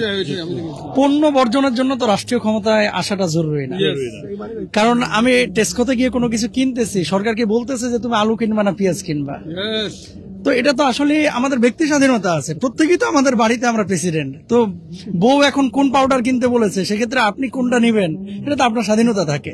তো আমি বলবো যে সবকিছু রাষ্ট্রের উপরে না চাপিয়ে আমরা প্রত্যেকেই দায়িত্বশীল, কুল্লুকুম রাইন ওয়া কুল্লুকুম মাসউলুন আন রাইয়াতিহি, এবং প্রত্যেকেই তার দায়িত্বের ব্যাপারে কিয়ামতে জিজ্ঞাসিত হবে। এটা আমাদের ইমানি দায়িত্ব, নৈতিক দায়িত্ব, আমরা প্রত্যেকেই বর্জন করব। ধন্যবাদ। আমাদের শামীম ভাই চমৎকার বলেছেন।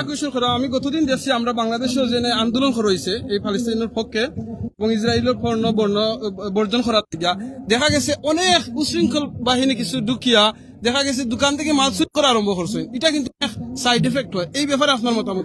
বাংলাদেশের কথা বললেন? জি, বাংলাদেশের কথা বললেন? জি জি। বাংলাদেশে তো আওয়ামী লীগ এখন আছে, সব চলে যায় নাই, তারা একদম জন্ম থেকেই চোর, গোষ্ঠী শুদ্ধা চোর, কাজে তারা এই কাজ করবে। হ্যাঁ, তারা জন্ম থেকে চোর এবং তারা গোষ্ঠী শুদ্ধা চোর, পুরো দল শুদ্ধা চোর, কাজে তারা এই কাজ করবে। হ্যাঁ, আপনার সাবধান হতে হবে, আমাদেরকে সাবধান হতে হবে, চোর যেন আমার ঘরে না ঢুকে। আগামীকালকের যে প্রোগ্রামটা, এখানেও আমরা সতর্কতার জন্য বলি, যারা মিডিয়ায় দেখছেন বিশেষ করে বাংলাদেশ থেকে, আগামীকালকে যে বড় মার্চ আছে শাহবাগ থেকে সোহরাওয়ার্দী উদ্যান পর্যন্ত, এটা তো ইনশাআল্লাহ ইতিহাস হয়ে থাকবে। কালকের বিষয়ে ছোট করে একটু কথা বলতে চাই। এই বিষয়ে আমাদেরকে অত্যন্ত সতর্ক থাকা উচিত, বিশেষ করে বাংলাদেশের সবথেকে প্রখ্যাত ব্যক্তিবর্গ যারা আছেন, বিখ্যাত ব্যক্তিবর্গ আছেন, যারা গোটা বিশ্বে এখন স্টার বলা হয়, এই সমস্ত ব্যক্তিবর্গরা আগামীকালকের প্রতিবাদ মিছিলে থাকবেন। আমরা যদি বাংলাদেশে থাকতাম অবশ্যই আমরাও থাকতাম, আমরা ছোট আকারে হলেও একটা কর্নারে হলেও থাকতাম, কিন্তু বেশ কিছু ব্যক্তিবর্গ থাকবেন। আমি আহ্বান জানাবো, আপনি অবশ্যই এটা প্রচার করবেন, আমি আহ্বান জানাবো যে সকলে সতর্কভাবে থাকার জন্য, কারণ বিশৃঙ্খলাবাদী যারা আছে, বিশেষ করে আমি একদম স্পষ্ট আকারে বলতে চাই, ছাত্রলীগ, যুবলীগ, আওয়ামী লীগ, তারা বিভিন্নভাবে ষড়যন্ত্র করার চেষ্টা করতেছে। বিশেষ করে তারা আমাদের পার্শ্ববর্তী দেশের সহায়তা নিয়ে আমাদের বর্তমানে শান্ত শিষ্ট একটি সুন্দর বাংলাদেশকে অরাজক একটা পরিস্থিতি তৈরি করার এর মাধ্যমে একটা চেষ্টা করতে পারে। কাজেই আমি আহ্বান জানাবো বাংলাদেশের সকল ধর্মপ্রাণ বাংলাদেশের স্বদেশপ্রেমী ভাইদের বোনদের কাছে, যেন তারা সতর্কভাবে এই সমাবেশটাকে সফল করে। জাযাকাল্লাহ খাইরান। আমি আমার শামীম ভাই কেন আসেন, যে সময় আমাদের কোরআনের ফাঁকি শহীদ হয়েছিল, আমরা এই লন্ডন আলতাফ আলী পার্কে খানায় খানায় মানুষে ভরা ছিল, তখন গিয়া কিন্তু শামীম ভাইয়ের মাধ্যমে আপনারা ডাইরেক্ট ফোন করা হয়েছিল, আর আপনি তখন কিন্তু আপনার অনুভূতিটা নিয়েছেন। তো শামীম ভাই আমরা সিলেটি অনলাইন আমাদের মিডিয়ার পক্ষ থেকে ধন্যবাদ। আপনার কোনো অনুভূতি আজকে আমাদের যে শামীম সাইদি ভাই ফোনের মাধ্যমে এই আলতাফ আলী পার্ক থেকে আপনি মাতছিল, আজকে এই শামীম ভাই এই আলতাফ আলী পার্কের মধ্যে আপনার অনুভূতিটা একটু খুব। আপনাকে অসংখ্য ধন্যবাদ। আজকে আমরা এখানে প্যালেস্টাইনের বা মুসলমানদের ভাইদের পক্ষে দাঁড়িয়েছি। আমরা এই ঐতিহাসিক আলতাফ আলী পার্কে যুক্তরাজ্য বিএনপি তথা যুক্তরাজ্য হেফাজত ইসলাম 4 দিনের জোট 20 দিনের জোট আল্লামা দেলোয়ার হোসেন সাইদি সাহেবের জন্য ব্রিটিশ পার্লামেন্ট থেকে আলতাফ আলী পার্ক থেকে শুরু করে সারা লন্ডনে আমাদের যুক্তরাজ্য সভাপতি মালিক ভাইয়ের নেতৃত্বে 20 দিনের জোটের নেতৃত্বে যে আন্দোলন সংগ্রাম করেছিলাম, যার জন্য আন্দোলন সংগ্রাম করেছিলাম, জালেমরা আমাদের শহীদ আল্লামা দেলোয়ার হোসেন সাইদিকে হত্যা করেছে, শহীদ করেছেন। আজকে 3-4 দিন আগে যখন শামীম ভাইকে পেয়েছি, বিশ্ববরেণ্য মুফাসসির আল্লামা দেলোয়ার হোসেন সাইদি সাহেবের সুযোগ্য সন্তান মেজর ছেলে শামীম ভাইকে পেয়েছি, ওই দিনকে আমি নিজেকে নিজে সামাল দিতে পারি নাই। আমি আমাদের যুক্তরাজ্য সভাপতি ম্যাডামের উপদেষ্টা মালিক ভাইকে ফোন দিয়ে বললাম যে মালিক ভাই শামীম সাইদি ভাই এসেছেন। ফোন ধরার পর মালিক ভাই চুপ হয়ে গেছেন, মানে আবেগে। আল্লামা দেলোয়ার হোসেন সাইদি কোনো দলের নয়, ইসলামের হাতিয়ার ধারক বাহক, হাদিয়ে মিল্লাত ছিলেন, বাংলাদেশের মানুষ নয়। আমি দেখেছি যেদিন আল্লামা দেলোয়ার হোসেন সাইদি সাহেবের জানাজা হয়েছিল, গায়েবানা জানাজা হয়েছিল, যেদিন তাকে শহীদ করা হয়েছিল, এখানে মাগরিবের নামাজ রক্ত হয়েছিল, হাজার হাজার লোকে লোকারণ্য। আমি এখানে এসেছিলাম, আমাদের যুক্তরাজ্য বিএনপির হাজারো নেতাকর্মী এসেছিল এখানে। আমাদের এই ভাই সিলেট অনলাইন, এই যে অনলাইন নিউজ হঠাৎ করে সামনে বলছে সাক্ষাৎ করানোর জন্য। এই মুহূর্তে শামীম ভাইকে কল দিলাম। শামীম ভাই ছিল আমেরিকাতে এয়ারপোর্টে। অত্যন্ত পরিতাপের বিষয়, যেই লোকটা কোনো অন্যায় করে নাই, মিথ্যাচার দিয়ে তাকে 12 বছর পর্যন্ত 13 বছর পর্যন্ত জেলে রেখেছিল। যে জালিম অবৈধ আবু জাহের উত্তরসূরি খুনি হাসিনা আল্লামা সাইদিকে হত্যা করে নাই, শহীদ হয়েছেন তিনি। আমরা ছোটবেলা থেকে দেখেছি তিনি শহীদই তামান্না ছিল সবসময়ের জন্য, তার সবসময়ের জন্য দলমত নির্বিশেষে। ওই জালিম হাসিনার উত্তরসূরিরাও আল্লামা সাইদি সাহেবের মাহফিল শুনছিল। শুধু আমরা বিএনপির লোক নয়, আওয়ামী লীগের লোকজন মাহফিল শুনেছে।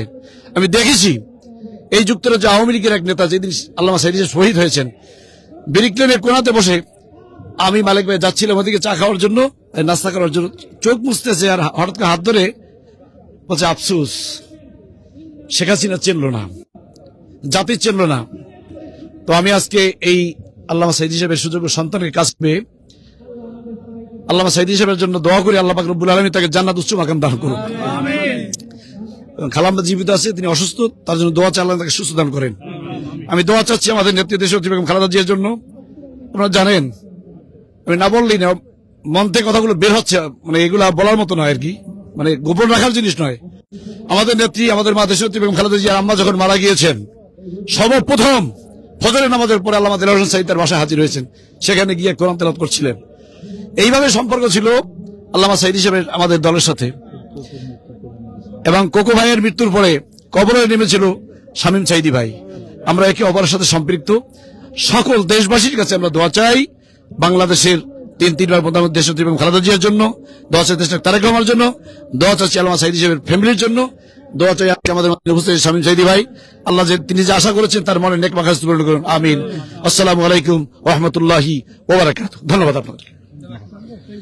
সুপ্রিয় দর্শক, আমরা এতক্ষণ পর্যন্ত শামীম রহমানী ভাই,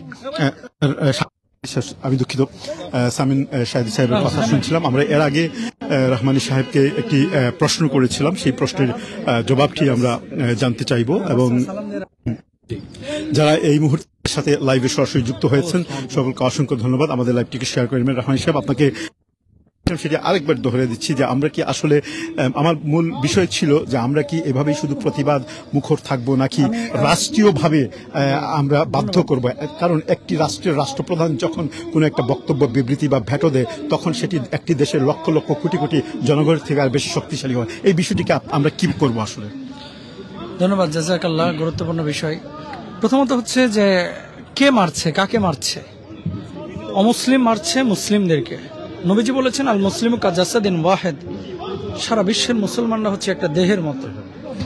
তো একটা দেহের একটা চোখ যদি অসুস্থ হয় তাহলে গোটা বডির ওপরে কিন্তু ইফেক্ট পড়ে, মাথা অসুস্থ হলে গোটা বডির ওপরে ইফেক্ট পড়ে। যে কথাটা বলতে চাচ্ছি যে সারা পৃথিবীর মুসলমানরা কেন আমরা এক হচ্ছি না, কেন আরব বিশ্ব আমরা এক হতে পারছি না, কেন আমরা ক্ষমতা, কেন আমরা শাসন, কেন আমরা রাষ্ট্রকে অথবা সিংহাসনে বসার জন্য আমরা আমাদের ভাইদের পক্ষে কথা বলছি না। দেখেন এই যে লিল্লাহিল ওয়াহিদুল কাহ্হার, আল্লাহ সুবহানাহু ওয়া তাআলা তিনি একক, তিনি সমস্ত ক্ষমতার অধিকারী। আল্লাহ সুবহানাহু ওয়া তাআলাই কিন্তু সারা পৃথিবীর মালিক, ভূখণ্ডের মালিক। আমাদের মুসলিম বিশ্বের 56-57টা দেশ যদি একত্রিত আমরা না হতে পারি, আজকে ফিলিস্তিনের উপরে, কালকে সিরিয়ার উপরে, পরশুদিন ইয়েমেনের উপরে এভাবে আঘাত করতেই থাকবে। কারণ দলবদ্ধভাবে কোনো একটা দল যখন যায় তখন অন্য কেউ সেখানে আঘাত করতে ভয় পায়, কিন্তু দল যখন ছুট হয়ে যায় তখন খুব সহজে কিন্তু তাকে আঘাত করতে পারে। আমরা চাই সারা পৃথিবীর মুসলমানরা একত্রিত হোক, মুসলিম দেশগুলো একত্রিত হোক, তবে আমাদের বিজয় সুনিশ্চিত ইনশাআল্লাহ তাআলা। আর আল্লাহ তাআলা কোনো জাতির ভাগ্য ততক্ষণ পরিবর্তন করে না যখন নিজেদের কওম যতক্ষণ পরিবর্তন না হবে। ইন্নাল্লাহা লা ইউগাইয়িরু মা বিকওমিন হাত্তা ইউগাইয়িরু মা বিআনফুসিহিম। যতক্ষণ নিজেদেরকে আমরা পরিবর্তন করতে না পারবো ততক্ষণ আসলে আল্লাহ তাআলা আমাদেরকে এই মাকান দিবেন না ইনশাআল্লাহ। আমরা চেষ্টা করি ঐক্যমত্য হওয়ার। এই 48 থেকে আজকে 2025 বিগত 77 বছরে আমরা যতগুলো ফিলিস্তিন এবং ইসরায়েল যুদ্ধ দেখেছি সেখানে কিন্তু প্রত্যেকটির পরপরই ফিলিস্তিনিদের সাথে, যেমন ফিলিস্তিনিরা আশ্রয় পেয়েছিল জর্ডানে, সেখান থেকে কিন্তু একটি সমস্যার কারণে জর্ডান সরকার পরবর্তীতে আর তাদের পক্ষে অবস্থান নিচ্ছে না। সৌদি আরবের সমান অবস্থা, সিরিয়াতে সমান অবস্থা। এটি কি ফিলিস্তিনিদের দোষারোপ করবো নাকি এটি আমাদের? আচ্ছা, এখানে ইন্টারনাল একটা বিষয় আছে। জর্ডান তো আমি অনেক সফর করেছি। দেখেন জর্ডানে এখনকার যে মানুষগুলো, উর্দুন বলা হয় আরবিতে জর্ডানকে, এই 6% জর্ডানিয়ান কিন্তু আপনার মূলত ফিলিস্তিনি। তো একটা দেশ আসলে কত দিবে এবং কত সাপোর্ট করবে? এখানে যেহেতু সরাসরি থ্রেট করা হয়েছে যে তোমরা যদি এদেরকে আর জায়গা দাও বা এদের পক্ষ নিয়ে কথা বলো তাহলে তোমাদের ভূখণ্ড আমরা নেওয়া শুরু করব, এরকম একটা বিষয় কিন্তু আছে এদের ভিতরে, যে ওদেরকে তোমরা কোনো সাপোর্ট করতে পারবে না। এই জন্য প্রত্যক্ষ তারা কিন্তু কোনো সাপোর্ট করতে পারে না। আর যদি সীমান্ত খুলে দিতে বলি তাহলে তো সীমান্ত খুলে দিয়ে আবার সবাই চলে আসবে। আলটিমেটলি ওরা তো ফাঁকা ফিল্ডে গোল দিবে, তখন ফাঁকা মাঠে তখন তারা দখলে নিয়ে নেবে। এই জন্য আমরা বলবো যে আসলে মুসলিম বিশ্বকে এক হওয়া উচিত।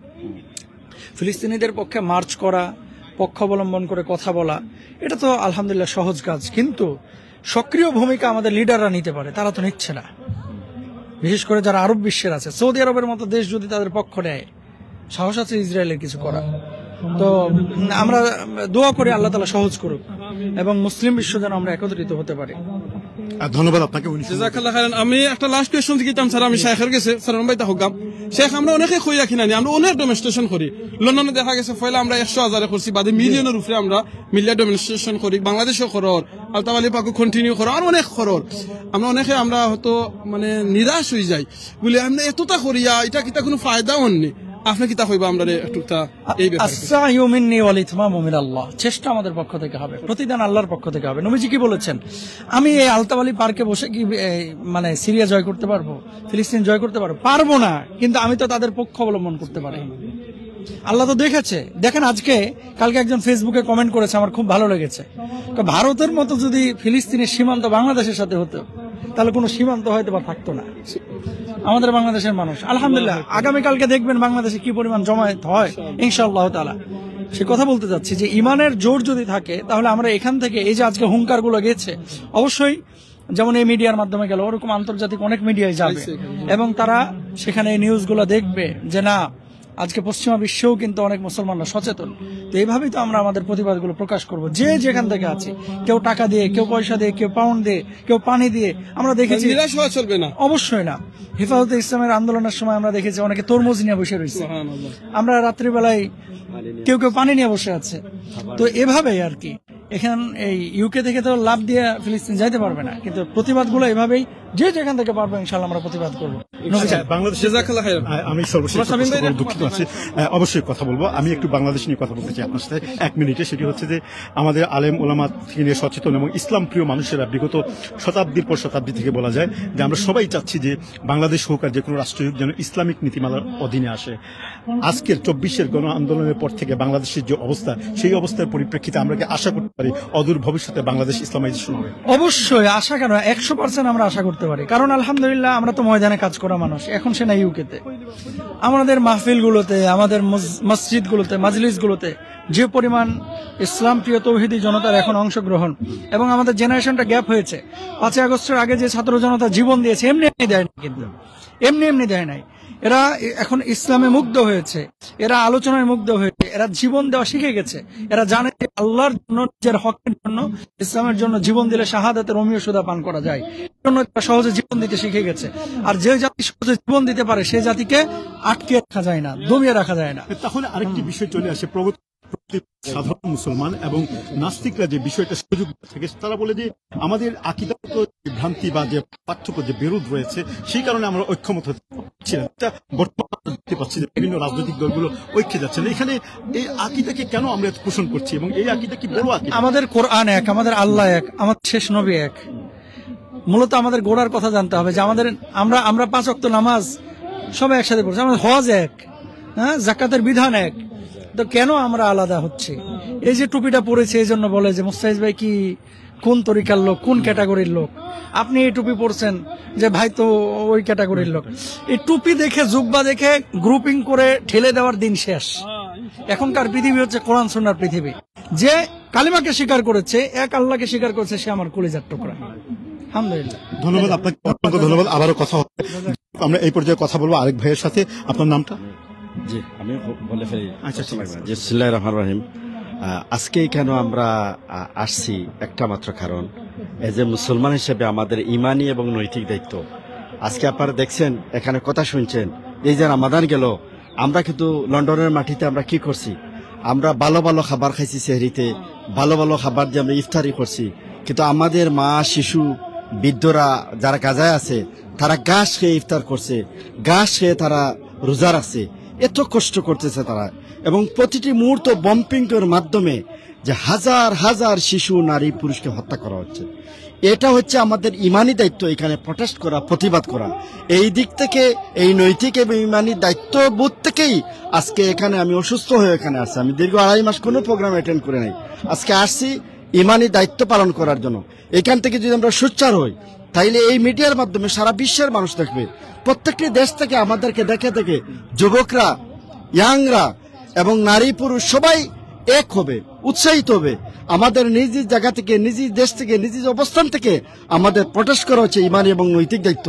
এবং এটার মাধ্যমেই আমরা যদি সারা বিশ্বব্যাপী যদি আমরা ইউনিটি করে তুলতে পারি, ইনশাআল্লাহ, আল্লাহ রাসূল বলছেন যেই ফিলিস্তিন একদিন স্বাধীন হবে, ইনশাআল্লাহ আমাদের প্রথম কাবা অবশ্যই একদিন মুক্ত হবে, ফ্রি হবে। সেই আশায়, সেই প্রত্যাশায় রইলাম। আমরা একদিকে নামাজ পড়ে আল্লাহর জন্য দোয়া করব ফিলিস্তিনের জন্য, এবং আমাদের শক্তি সামর্থ্যের আলোকে ফিলিস্তিনের পাশে আমরা দাঁড়াবো, তাদেরকে সহযোগিতা করব যতক্ষণ পর্যন্ত ফিলিস্তিন এবং ইসলামের প্রথম কাবা আল আকসা মুক্ত না হবে, ততদিন পর্যন্ত আমাদের প্রতিবাদ, আমাদের এই চেষ্টা অব্যাহত থাকবে ইনশাআল্লাহ। আমাদের সকল প্রচেষ্টাকে আল্লাহ পাক কবুল করুন। আমি বিশেষ করে এই সিলেটি ওয়ালনানকে, যারা সবসময় দুর্দিনে মজলুমের পাশে দাঁড়ায় এবং বিশেষ করে ইসলামের পক্ষে সবসময় দেখছি এই ভাইদেরকে তারা ভূমিকা রাখতে, আল্লাহ পাক তাদেরকেও কবুল করুন, তাদের চ্যানেলকেও কবুল করুন, তাদেরকে কোরআনের বাকি আল্লামা দেল্লাসি সাইদি সাহেবরে আপনারা অনেক সময় সাপোর্ট করছেন। বাংলাদেশ সময় আমরা সিলেট আইতাম, আজকে তান ছেলে শামীম সাইদি সাহেব ভাই এই মাত্র আইছেন, আপনারা একলগে আছেন, আপনার অনুভূতিটা একটু বলুন। জি, আলহামদুলিল্লাহ, শামীম ভাইয়ের সাথে আমার অনেক সম্পর্ক। বিশেষ করে বিভিন্ন, আপনারা হয়তো দেখছেন অনলাইন চ্যানেলে, বিভিন্ন টকশোতে একসাথে, আমাদের অনেক টকশোতে আমরা ছিলাম। কথাবার্তা হয়। আজকে উনি যখন আসেন আমরা জানছি এবং আজকে তো দেখা হলো। আমরা বিশেষ করে শুধু আমি না, আমি মনে করি লন্ডনের মুসলিম কমিউনিটি সবাই তার কথা শুনছে। কিভাবে আপনারা দেখছেন, একদম ওনার কথার সময় সবাই পিনপত নীরবতা তার কথা শোনার জন্য। বিশেষ করে আমরা বাঙালি কমিউনিটি লন্ডনে যারা অবস্থান করি, আমরা তাকে পেয়ে তার কথা শুনে আমরা অত্যন্ত আনন্দিত।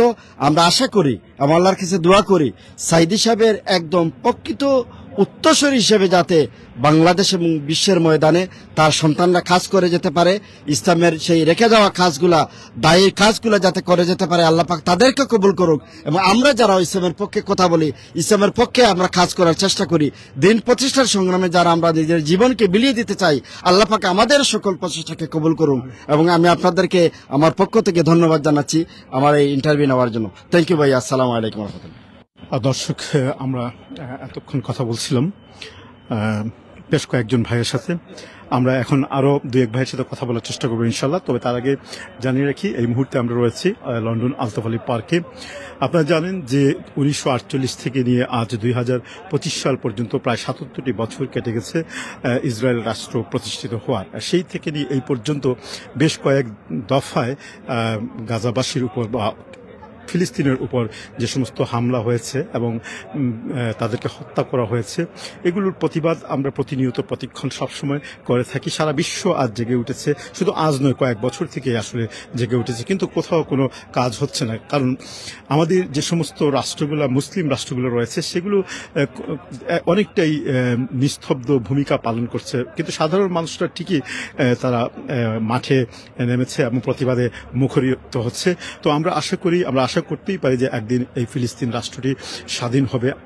অবশ্যই ইতিহাস এবং ফ্যাক্ট কি বলে এগুলো নিয়ে আলেম ওলামাদের সাথে আমরা কথা বলার চেষ্টা করব। আমরা একটু অপর দিকে যাই, আসুন।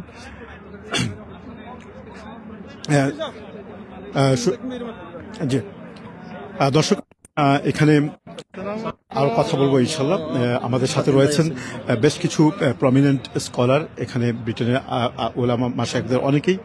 আমরা এই ভাইয়ের সাথে কথা বলবো। আসসালামু আলাইকুম, কেমন আছেন আপনি? জি আলহামদুলিল্লাহ, আলহামদুলিল্লাহ। যে আপনার কাছে আমার সংক্ষিপ্ত প্রশ্ন হচ্ছে যে আদৌ কি ফিলিস্তিন স্বাধীন হবে, নাকি প্রতিবাদ করতে করতে কি আমার অত্যাশূন্য হয়ে যাবে? অনেক শুকরিয়া আপনার এই সুন্দর এই প্রশ্নের জন্য। আমি একটু সংযোজন করি, ইতিহাস, ফ্যাক্ট, কোরআন, হাদিস কি বলে? ইতিহাস তো যেটা আমরা বলতে পারবো, যেটা আপনার মানে গত হয়ে গেছে, এবং ভবিষ্যৎবাণী আমরা নিয়ে আসবো কোরআন থেকে এবং হাদিস থেকে। সেই হিসাবে আমরা আমাদের ইয়াকিন এবং বিশ্বাস এইটাই যে যেটাকে বলা হয় আরদুল মুকাদ্দাসা, এই আরদুল মুকাদ্দাসা একদিন স্বাধীন হবে হবে হবে ইনশাআল্লাহ তাআলা। দেখেন, এই গাজা বিশ্বের বুকে এমন কোন দেশ নাই যেখানে 70 বছর যাবত তাদের উপর জুলুম হয় নাই, কিন্তু এই গাজার মাটিতে এবং প্যালেস্তাইনের মাটিতে বিগত 70 বছর যাবত সেই সমস্ত মানুষদেরকে উৎখাত করার জন্য, তাদেরকে একদম নির্বিশেষে শেষ করে দেওয়ার জন্য চেষ্টা করা হচ্ছে, কিন্তু এখন পর্যন্ত সেই গাজা এবং প্যালেস্তাইন শেষ হয় নাই। সেই জন্য ইনশাআল্লাহ তাআলা এই প্যালেস্তাইন এবং গাজা দাঁড়িয়ে থাকবে, কিন্তু এটা আল্লাহ রাব্বুল ইজ্জত আমাদের উম্মার জন্য, জাতির জন্য একটা পরীক্ষা হিসাবে, আমাদের জন্য ইমতিহান হিসাবে, এক্সাম হিসাবে নিয়ে আসছেন। এবং ওই এক্সাম শুধু তাদের জন্য নয়, আমাদের জন্য এটা একটা টেস্ট। হয়তো কিয়ামতের ময়দানে আল্লাহ আমাদেরকে জিজ্ঞাসা করবেন যে তুমি আজে উম্মার পার্ট হিসাবে তুমি আঞ্জাম দিয়েছো। বাংলাদেশি কমিউনিটি বিশ্বের মানে যে যেখানে আছেন সবাই গাজার সাথে, প্যালেস্তাইনের সাথে সম্পৃক্ত হওয়া এবং তাদের জন্য দোয়া করা, তাদেরকে সহায়তা করা, এবং সাথে সাথে যে জায়গাতে এর মানে এগেইনস্টে প্রতিবাদ হবে, এই প্রতিবাদে সামিল হয়ে আমাদের ইমানি দায়িত্বটা কি করা, আঞ্জাম দেওয়া। এবং এটি হচ্ছে আমাদের বর্তমান সময়ে অত্যন্ত গুরুত্বপূর্ণ দায়িত্ব। অনেক শুকরিয়া সিলেটি অনলাইনকে। ধন্যবাদ আপনাকে। আমি আরেকটি প্রশ্ন করি, আমরা যেভাবে আমাদের আবেগ, আমাদের উচ্ছ্বাস, আমাদের বিবেক এবং আমাদের যে অন্তরাত্মায় যে জিনিসগুলো প্রবহমান হচ্ছে, সেগুলো যেভাবে প্রকাশ করতে পারছি, মিছিল হচ্ছে, মিটিং হচ্ছে, সভা হচ্ছে, অনেক কিছুতে আমরা অংশগ্রহণ নিচ্ছি, আমি আপনার থেকে জানতে চাইবো আমাদের মুসলিম রাষ্ট্রের রাষ্ট্রপ্রধানরা, তাদের মধ্যে এই অনুভূতি নেই কেন?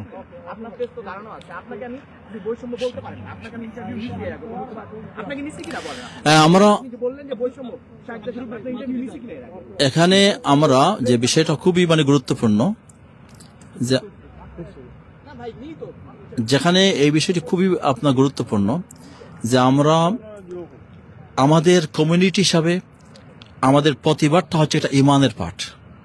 এবং দেখেন নবী মুহাম্মদ সাল্লাল্লাহু আলাইহি ওয়াসাল্লাম প্রতিবাদের জন্য 3টি স্তর রেখেছেন, এবং সর্বনিম্ন স্তর হচ্ছে যে আমাকে যদি সেই 2টি মানে প্রতিবাদ করার মতো সেই সক্ষমতা না থাকে, তাহলে আমি অ্যাটলিস্ট আমি আমার দিল থেকে আমার তাকে মানে সেই সমস্ত কাজ ঘৃণার চোখে দেখতে হবে। অ্যাটলিস্ট আমাদেরকে সেই ঘৃণার চোখে দেখার জন্য আমাকে এটা প্রুফ করতে হবে কিভাবে, যে একটা প্রতিবাদ একটা ডেমনস্ট্রেশনে গিয়ে আমাকে মানে হাজির হওয়া। এবং ওইটাই আমরা চাই যে আমরা যে যেখানে যেভাবে আসি আমরা এই ঘৃণাটাকে আমরা দেখানোর জন্য ওইটাকে আমরা ইনশাআল্লাহ প্রতিবাদের জন্য আমরা নিয়ে আসি। Thank you. ধন্যবাদ। সুপ্রিয় দর্শক, আমরা এখন কথা বলবো ব্রিটেনের আরেকজন অত্যন্ত পরিচিত প্রমিনেন্ট স্কলার মাওলানা মুফতি আব্দুল মুন্তাকিব সাহেবের সাথে। আব্দুল মুন্তাকিব সাহেব কেমন আছেন? আলহামদুলিল্লাহ, আল্লাহ শুকরিয়া। আপনাকে সরাসরি প্রশ্নই করি, আমরা সবসময় আপনাকে দেখি এবং আমরা এভাবে প্রতিবাদে মুখরিত হই বা সমবেত হই, আসলে আমাদের শেষ গন্তব্য কোথায়? দেখেন, আল্লাহ রাব্বুল আলামিন এই পরীক্ষায় আমাদেরকে ফেলে দিয়েছেন আমাদেরই একটা গুনাহে কবিরার কারণে। সেটা হলো মুসলিম বিশ্বের জন্য এটা একেবারে ফরজ দায়িত্ব হলো ঐক্যবদ্ধ থাকবো, শক্তি সঞ্চয় করব, আমরা আমাদের অধিকার রক্ষার জন্য সোচ্চার থাকবো। এটা শুধু ব্যক্তিগত ইবাদত বন্দেগী পর্যন্ত নিজেদেরকে সীমাবদ্ধ রাখলে আমরা কোনোভাবেই প্রকৃত অর্থে মুসলমান হতে পারি না, ইমানদার হতে পারি না। ইমান এবং ইসলামের যে ন্যূনতম দাবি সেটা কোনোভাবেই পূরণ হয় না। আমাদের সবচেয়ে বড় কঠিন এবং দুঃখজনক পরিস্থিতি হলো যে বিশ্ব মুসলিম সম্পর্কে আমাদের কোনো একটা দরদ এবং ঐক্যবদ্ধ হয়ে মুসলমানদের স্বার্থ সংরক্ষণের জন্য যে দায়িত্ব, সেটা আমরা সবাই সম্পূর্ণরূপে পালন করে যাচ্ছি না। এটা হলো আমাদের সবচেয়ে বড় ব্যাপার। অথচ আজকেও আমি এই আলতাবালি পার্কে হাদিস কোট করেছি যে আল্লাহর নবী সাল্লাল্লাহু আলাইহি ওয়াসাল্লাম বলেছেন, মান লাম ইয়াহতাম্মা বিআমরিল মুসলিমিনা ফালাইসা মিন্না। মুসলমানদের যৌথ সমস্যাগুলোর, মুসলমানদের স্বার্থ সংশ্লিষ্ট বিষয়গুলোর ব্যাপারে আরোপিত দায়িত্ব যদি আমরা যথাযথভাবে পালন না করি, আল্লাহর নবী সাল্লাল্লাহু আলাইহি ওয়াসাল্লাম বলছেন এমন মানুষ আমার উম্মত নয়, আমি নবীর অনুসারী সে হতে পারে না, নবীর উম্মত হতে পারে না।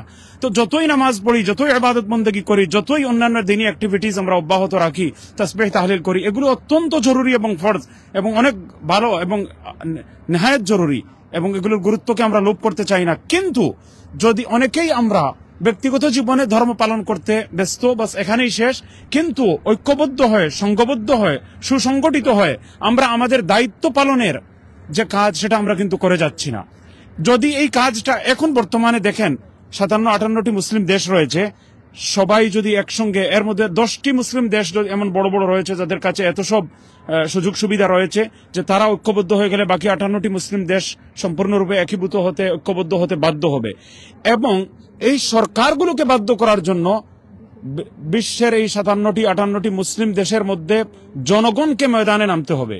এবং প্রবাসে পশ্চিমা বিশ্বে যারা মুসলমান রয়েছেন তারা সংঘবদ্ধ হয়ে, ঐক্যবদ্ধ হয়ে দেশকে যদি একটু অচল করে দেন, শান্তিপূর্ণভাবে যদি গণতান্ত্রিক অধিকার পালন করে, গণতান্ত্রিক অধিকারের বলে তারা যদি শান্তিপূর্ণভাবে ডেমোক্রেটিক ওয়েতে শান্তিপূর্ণ হরতাল, শান্তিপূর্ণ রূপে তারা যদি প্রতিবাদ অব্যাহত রাখেন, ডেমনস্ট্রেশন অব্যাহত রাখেন, তাহলে এই দেশগুলোর সরকার এই জুলুমের বিরুদ্ধে দাঁড়াতে বাধ্য হবে।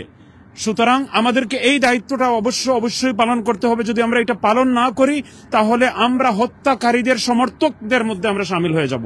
তো আমাদেরকে হত্যাকারীদের সমর্থকদের দল থেকে বেরিয়ে আসতে হবে, না হলে আমাদের ব্যক্তিগত আমল দ্বারা আমরা নাজাত লাভ করতে পারবো না, আমরা কিয়ামতের দিন আমরা নবীজির শাফাআত লাভ করতে পারবো না যদি আমরা এই দায়িত্বটুকু আমরা পালন না করি। যিনি যে দেশে আছেন, বাংলাদেশে সরকারকে বাধ্য করতে হবে, পাকিস্তান, ইন্ডিয়াতে যতগুলো মুসলিম দেশে আছি আমরা, সকল মুসলমানদের উপর জরুরি ফরজ দায়িত্ব হলো যে আমরা আমাদের সামর্থ্য অনুযায়ী জিহাদ চালিয়ে যাব।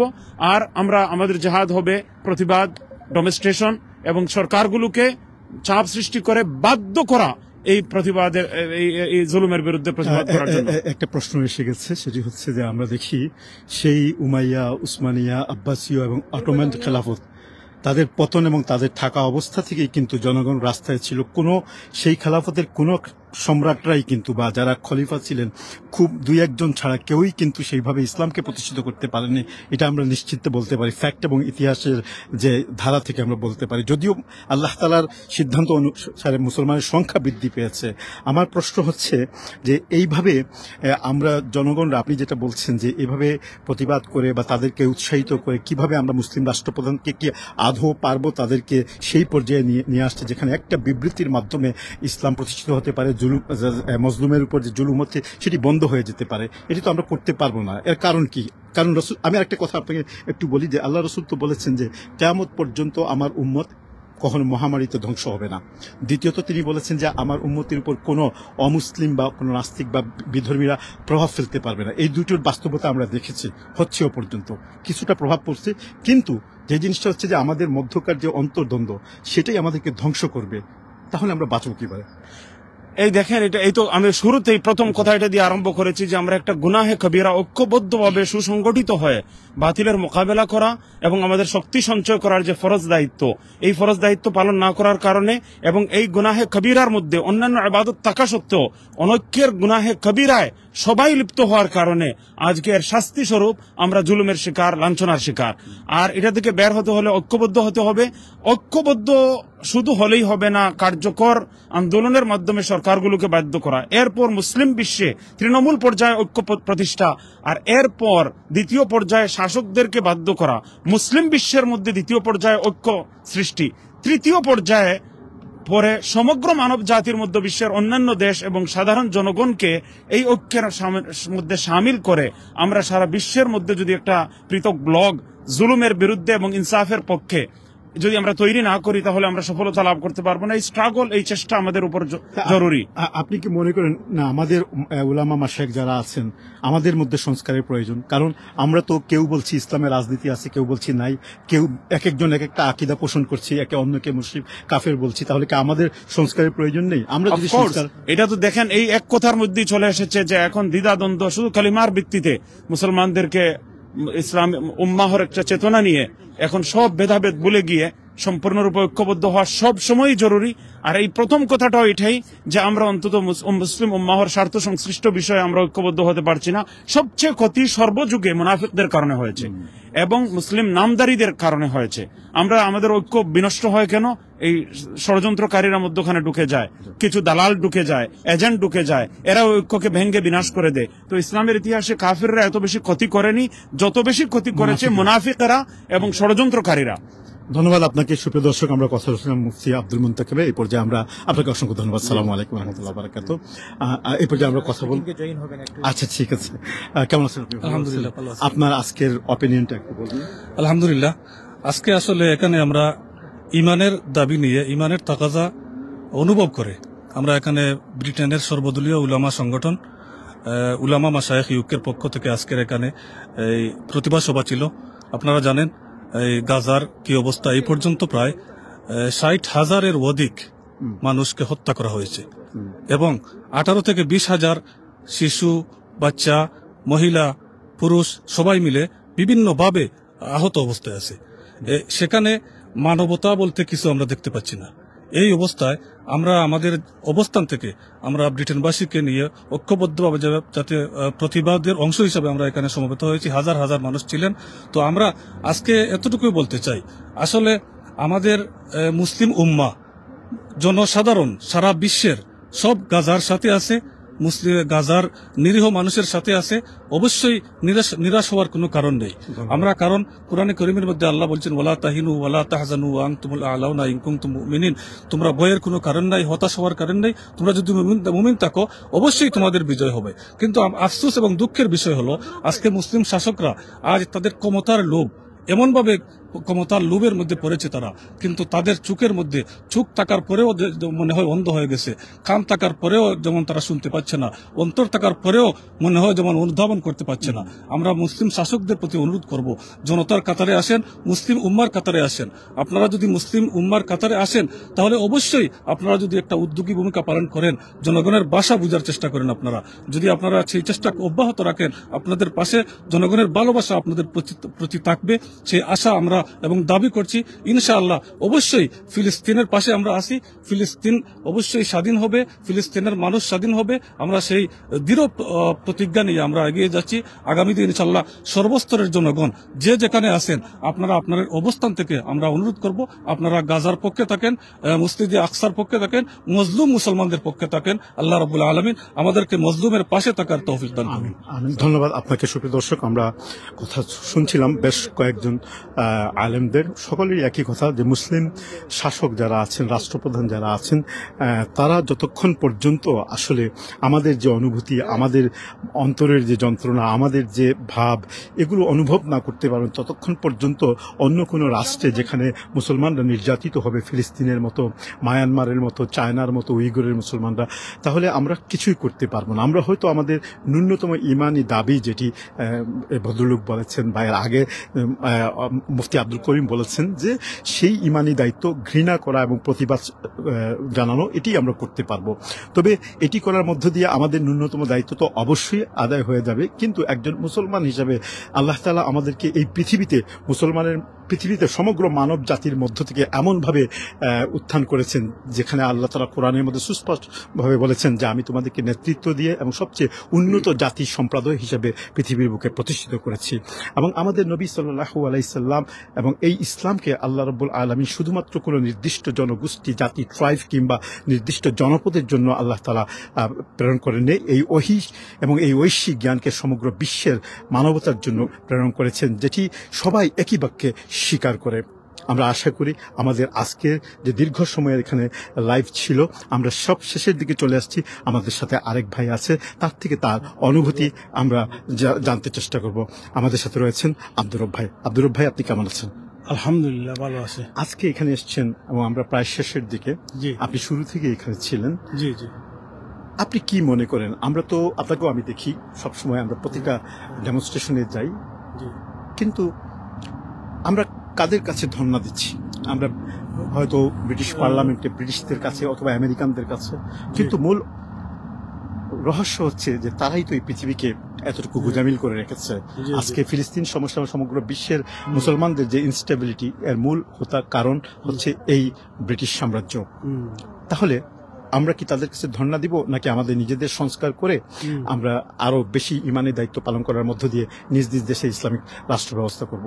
আপনার অনুভূতিটা জানাবেন। বিসমিল্লাহির রহমানির রহিম। আসসালামু আলাইকুম। প্রিয় সিলেটি টিভির যারা দর্শক শ্রোতা বন্ধুরা আছেন, যে যেখানে পৃথিবীর যে যেখানে দেখরা, সবাইকে আমরা লন্ডন সিলেটি অনলাইন টিভির পক্ষ থেকে আমি আব্দুর রব আন্তরিকভাবে ধন্যবাদ এবং কৃতজ্ঞতা জানাই। আজকে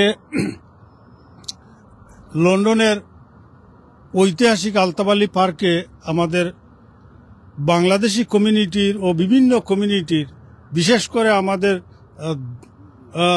খুবই ভালো লাগে যে আমাদের মুসলিম স্কলার হল, কেন হাজার হাজার মানুষ এখানে উপস্থিত হয়েছিলেন। দীর্ঘক্ষণ এই ফিলিস্তিনের ব্যাপারে বিভিন্ন ধরনের কলার চলতে বক্তব্য রেখেছেন। আমি একজন সাধারণ মানুষ হিসাবে তাদের সাথে সেই ডেমনস্ট্রেশনে শরিক হয়েছি, সেজন্য আল্লাহ আমাকে শরিক হওয়ার তৌফিক দিয়েছেন। তাই আমি আল্লাহ পাক রব্বুল আলমিনের শুকরিয়া আদায় করি। এবং বিশেষ করে সিলেটি অনলাইন যেখানে অন্যায়, যেখানে অত্যাচার সেখানেই দাঁড়ায়, সেই জন্য আমি সিলেটি অনলাইনের কর্তৃপক্ষকে আন্তরিক ধন্যবাদ, বিশেষ করে আমার আমিনুল চৌধুরী ভাই, সারোয়ার ভাই, এই দুইজন মানুষ যেখানে সমস্যা সেখানেই, কি গরম কি ঠান্ডা সব জায়গায় ছুটে যান। তাদের জন্য আল্লাহ তাআলা সুস্বাস্থ্য রাখে, সেই কামনা করি। আজকে আমি বলতে চাই যে মুসলিম বিশ্বে আমাদের 57টা মুসলিম দেশ আছে, কিন্তু এই 57টা দেশের মধ্যে আমরা মুসলিম বিশ্বের সবচেয়ে ধনী দেশ বা নেতৃত্বকারী দেশ হিসাবে আমরা মনে করি সৌদি আরব, যেখানে আমাদের আল্লাহ তাআলা দুনিয়া সৃষ্টির প্রথম জায়গা কাবা শরীফ রেখেছেন।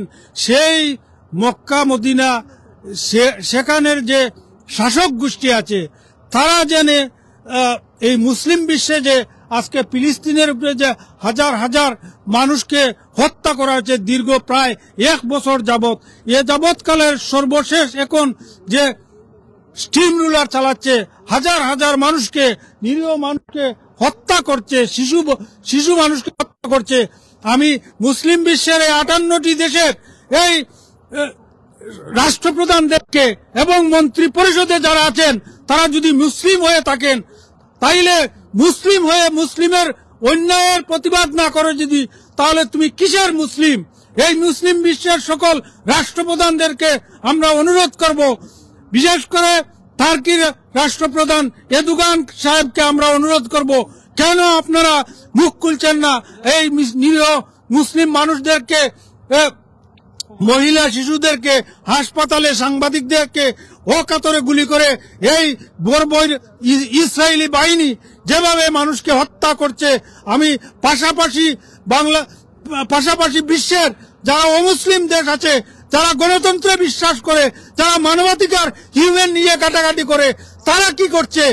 মানুষ যেহেতু তার ধর্ম বর্ণ নির্বিশেষে যে কোনো একজন মানুষ হিউম্যান, তাইলে আমি বলতে পারি ব্রিটেনের প্রধানমন্ত্রী সহ, আমেরিকার ডোনাল্ড ট্রাম্প সহ যারা যে বিশ্বের যে দেশের রাষ্ট্রপ্রধান সকল আছেন, আপনারা কিসের হিউম্যানিটি দেখান আমাদেরকে?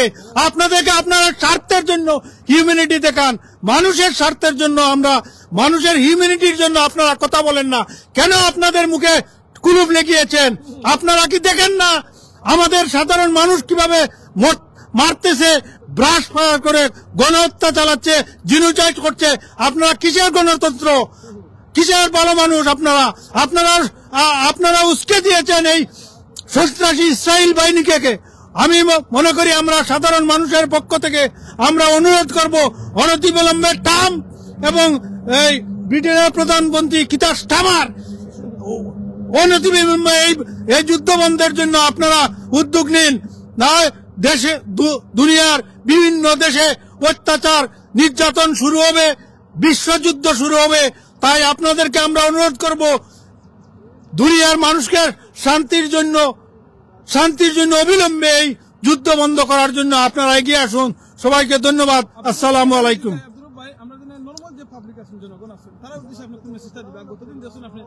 কিভাবে দোকানপাট লুটপাট রয়েছে, বাঙ্গ হয়েছে, এই মানুষগুলোর ব্যাপারে আপনি কিতা কইবেন?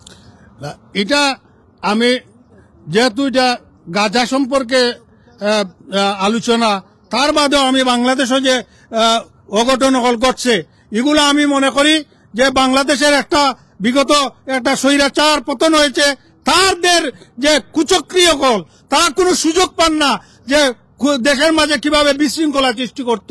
এই গাজার নাম ধরে এই যে ফ্যাসিস্ট সরকারের সকল এই চূড়াগুলা, এরা ডাকাইত, এরা চুর, যে মানুষে তার পিয়নে 4,000 কোটি টাকা নিয়ে যায়, আবার তার এই পিয়নকে ছেড়ে দেয়।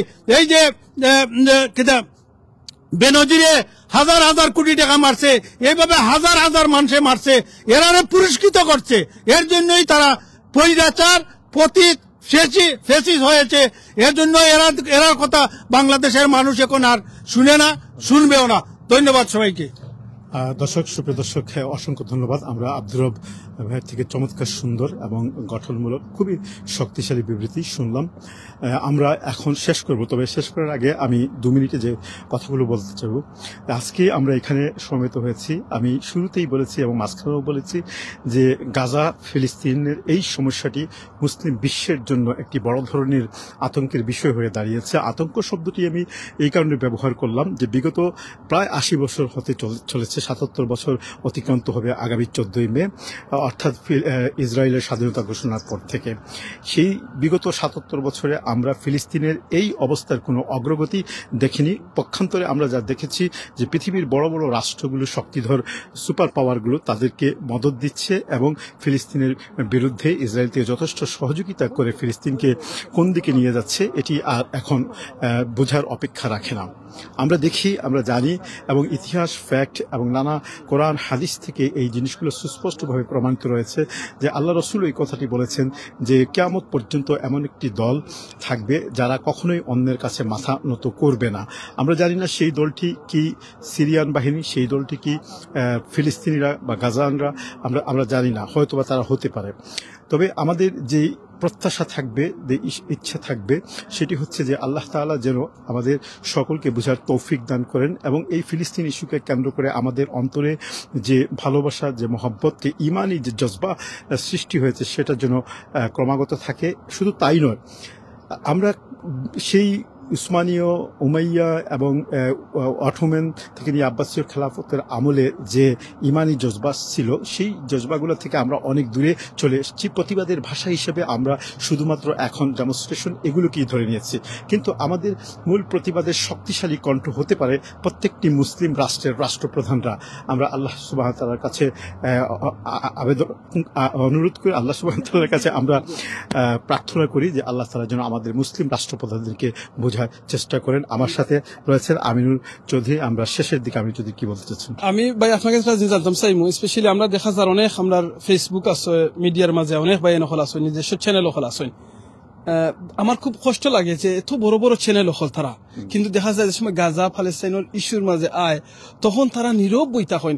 তারা চ্যানেলের মধ্যে একটা লাইভ নাই কিংবা একটা ভিডিও দিতে চাই না, আর দিলেও মানে খাটকুট করিয়া কোনো সুরত আঁকি মানে মানুষের কাছে সম্মানটা বাঁচাইবার লাগে খালি দিলাই। এই যে ডরটা আপনি কিতা মনে করেন, তারা উদ্দেশ্যে কিতা হইবা? এটি একটি খুবই ব্যতিক্রমী একটা প্রশ্ন। আসলে এই জিনিসটা আমরা হুট করে কাউকে বদনাম বা কোনো একটা বিশেষণ দিয়ে বিশেষণ করতে পারি না। মূল বিষয় হচ্ছে যে মেইন স্ট্রিমের যে চ্যানেলগুলো রয়েছে, এবং আপনারা জানেন যে ফেসবুক, ইউটিউব সবগুলোতেই কিছুটা কমিউনিটি গাইডলাইন রয়েছে। সেখানে আমরা সিলেটি অনলাইন, আমরা যারা রয়েছে, আমি আমিনুল চৌধুরী সহ সিলেটি অনলাইন যারা, আমরা যেভাবে কাজ করি আমাদের সাথে অন্যান্য চ্যানেলগুলোর রাত দিন বিস্তর পার্থক্য রয়েছে। আমরা এই সমস্ত চ্যানেল থেকে কোনো ধরনের মনিটাইজেশন বা কোনো ধরনের অর্থ উপার্জনের উদ্দেশ্যে করি না, বিধায় আমাদের সেই ভয়টা নেই যে ভয়টা তাদের রয়েছে।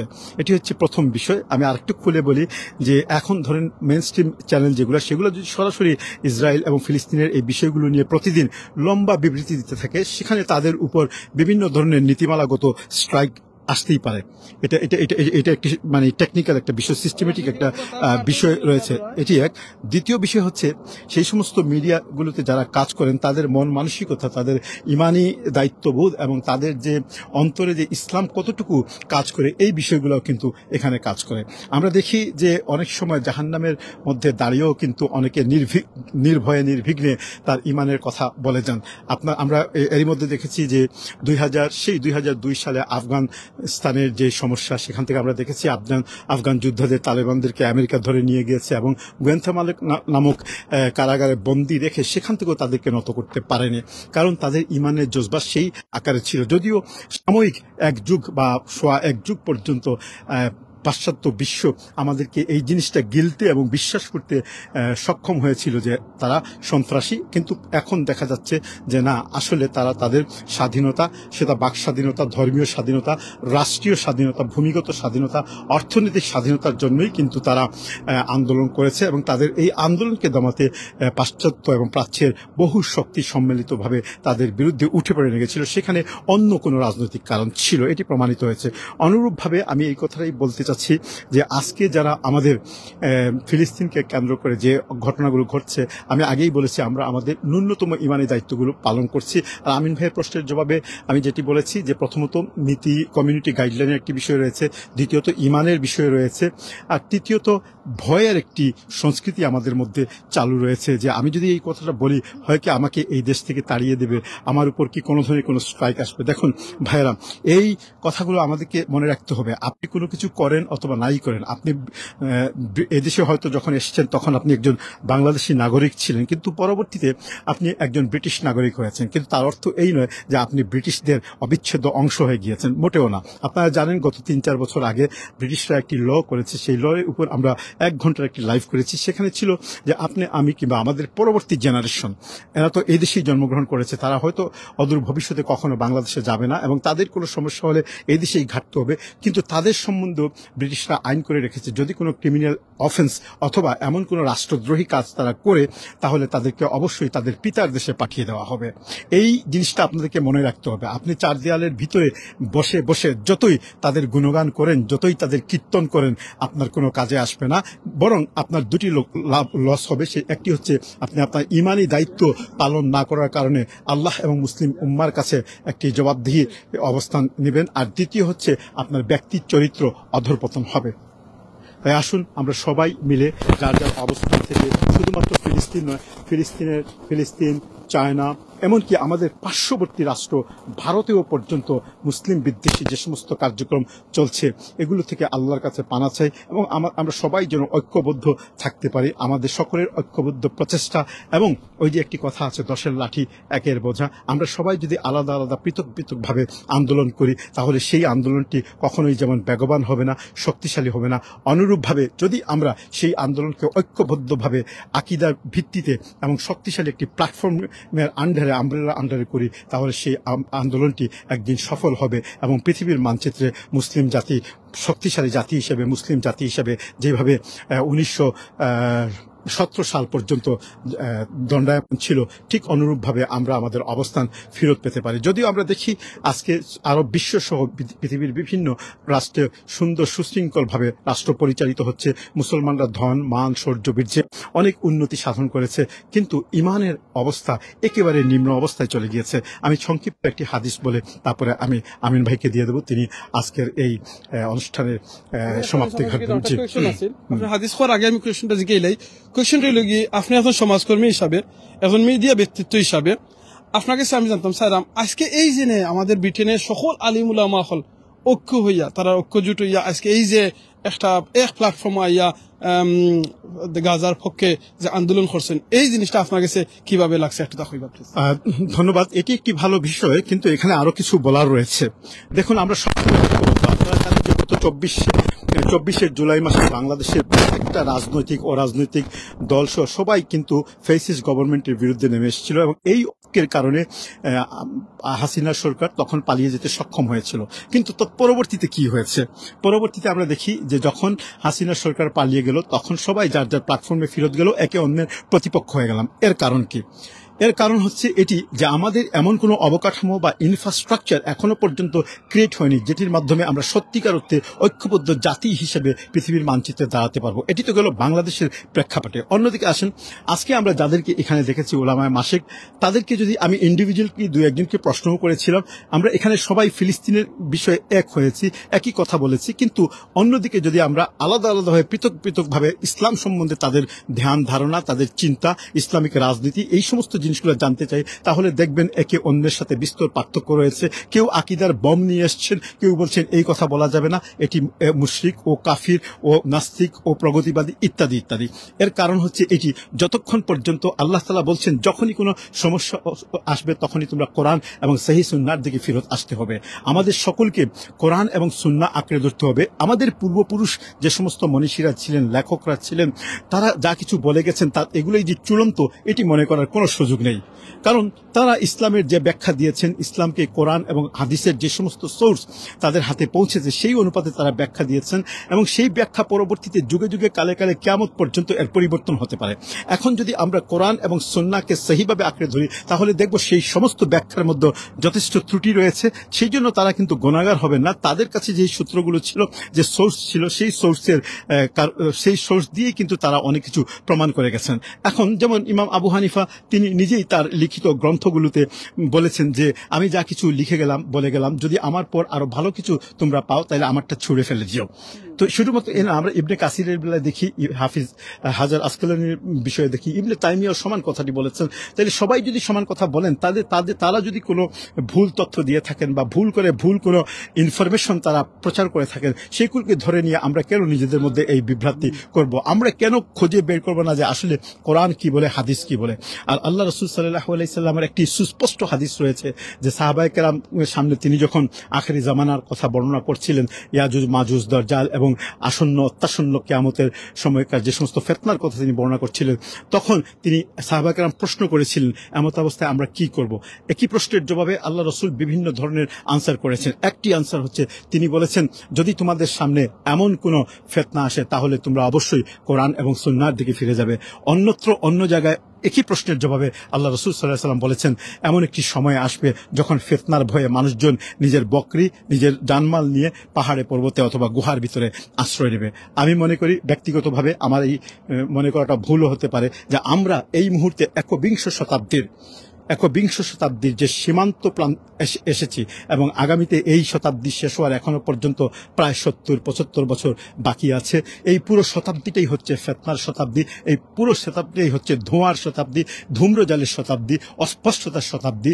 এবং আল্লাহ রাসূল একটি হাদিস রয়েছে, এমন একটি শতাব্দী তোমাদের উপর দিয়ে অতিক্রম করবে যখন এটি ধূম্র, কি সত্য কি ভুল কি মিথ্যা এই জিনিসগুলো মানুষ অনুধাবনও করতে পারবে না।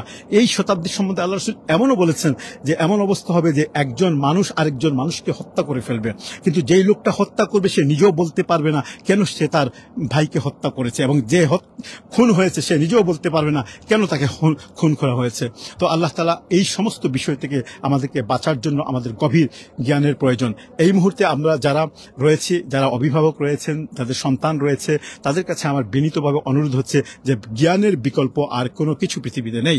আপনি পরনির্ভরশীল হয়ে ইসলাম বুঝতে পারবেন না। আপনাকে ইসলাম বুঝতে হলে ন্যূনতম শিক্ষা অর্জন করতে হবে এবং কোরআন হাদিস থেকে ব্যাখ্যাগুলো নিজেই খুঁজে বের করতে হবে। তার পাশাপাশি অন্যান্য ওলামায়ে কেরাম বা যারা আছেন তাদের ব্যাখ্যাগুলো একত্রিত করে আপনি যখন ভালো এবং মন্দ দুটির মধ্যে পার্থক্য নিরূপণ করতে পারবেন, তখনই আপনার কোরআন থেকে সুন্নাহ থেকে সঠিক জিনিসটা রসদও আপনি সংগ্রহ করতে পারবেন। অন্যথায় আমরা বিভ্রান্তির বেড়াজালে 1600 বছর অতিক্রান্ত হয়ে গেছে। আগামী কিয়ামত অত্যাসন্ন এবং সেই সময় পর্যন্ত আমরা হয়তো চলে যেতে পারি। সুপ্রিয় দর্শকরা, সবাইকে অসংখ্য ধন্যবাদ। সবাই ভালো থাকেন, সুন্দর থাকেন। আমি সারওয়ার আপনাদের থেকে বিদায় নিচ্ছি। আবারও পরবর্তী কোনো লাইভে দেখা হবে, কথা হবে। আমার সাথে ছিলেন আমিনুর শেষ করেন। জাযাকাল্লাহু খাইরান সালাম ভাই, আব্দুর রব ভাই। এবং আজকে আমি স্পেশালি শুকরিয়া আদায় করি মহান রব্বুল আলামিনে, আল্লাহ দিন আপনারা আমার মুসলমান বানাইছেন আর এই জিনিসটা বুঝার তৌফিক দিয়েছেন। অনেক মুসলমান আছেন দুনিয়ায়, কিন্তু এই জিনিসটা সত্যরে সত্য হইতা সাহস পাই না, মিথ্যার মিথ্যা হইতা সাহস পাই না। এই জিনিসটা আপনারা আমার বুঝার তৌফিক দিচ্ছেন, কেন আইতাম পারছি, উপস্থিত হইতাম পারছি। সারওয়ালম ভাই ক্যামলেন থেকে অনেক দূর থেকে কেন আইসেন, আব্দুর রব ভাই অনেক দূর থেকে, তাই মসজিদ কমিটির সদস্য এর বাদে তাই অনেক দূর থেকে কেন আইসেন। জাযাকাল্লাহু খাইরান আপনারা সকলে। আর স্পেশালি আমি ধন্যবাদ জানাইতাম চাই আমরা ব্রিটেনের সকল আলিম উলামা হলে, সকল উলামা মাশাইখ হলে আপনারা শুকরিয়া আদায় করি। জাযাকাল্লাহু খাইরান আপনারা এত সুন্দর একটা প্রোগ্রাম আজকে আপনারা আমরা উপহার দিচ্ছেন, আমরা এতটা একটা বালা খামর মধ্যে অংশগ্রহণ করার সুযোগ করে দিচ্ছেন। আপনারা জাযাকাল্লাহু খাইরান। শুকরিয়া আদায় করি বাংলাদেশ সহ বিশ্বের বিভিন্ন দেশ থেকে উলামা হলে কেন আইসেন। স্পেশালি আমরা কোরআনের পাখি যে আল্লামা দিলওয়ার হোসেন সাইদি সাহেবের সুযোগ্য সন্তান শামীম সাইদি ভাই, তাই নয় কেন উপস্থিত আসলা, আরো অনেক আসলা কমিউনিটির ব্যক্তিত্ব, এবারে সলিসিটার, ব্যারিস্টার, নর্মাল পাবলিক সকল এখানে আসছে। সকলটা আমি শুকরিয়া, আমরা মা বইনে নকল এখানে অনেক আইসলা, তারাও আমি শুকরিয়া দেখো। জাযাকাল্লাহু খাইরান। আর স্পেশালি আপনারা যারা আজকে আমরা এই সিলেটি অনলাইন সহ সিলেটি নেটওয়ার্ক প্ল্যাটফর্মের মাধ্যমে যে পেজ থেকে আপনারা আজকে লাইভটা দেখছেন এবং আপনারা দেখা, আপনারা সকলকে শুকরিয়া দেখো। জাযাকাল্লাহু খাইরান।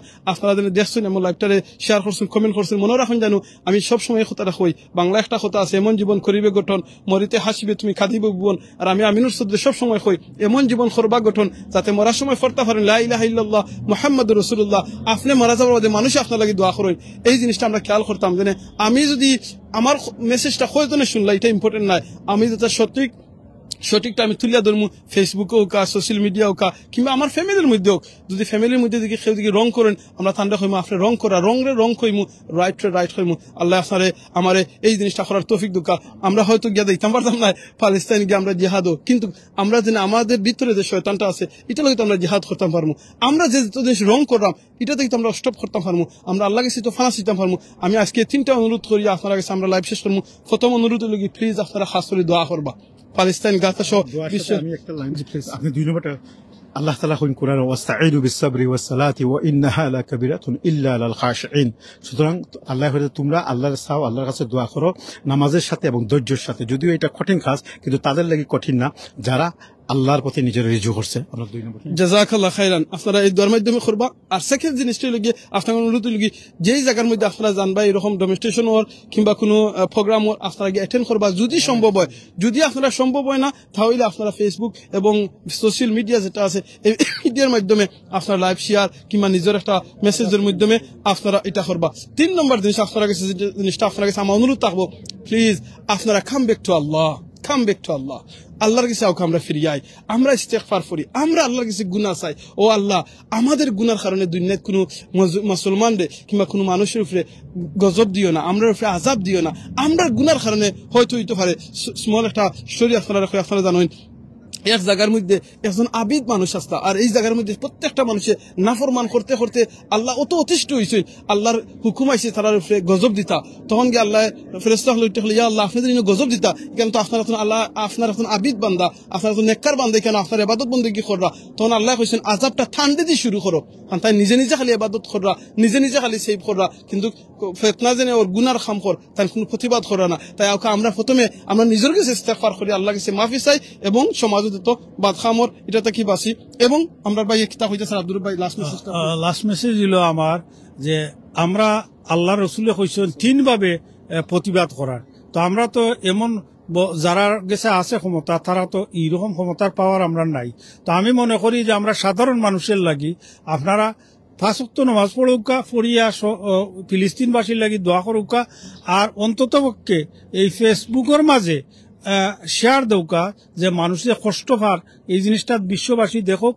আর আপনার 3 নম্বর হইল ইসরায়েলের যত প্রোডাক্ট আছে আপনি মুসলমান হিসাবে আইস্তনি তওবা করিয়া এটা বন্ধ করুকা।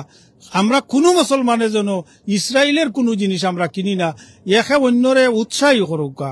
খালি মুখ দিয়ে কইলে হইতো না, একে অন্যরে বাস্তব যে আমি একটা আর খাইতাম নাই।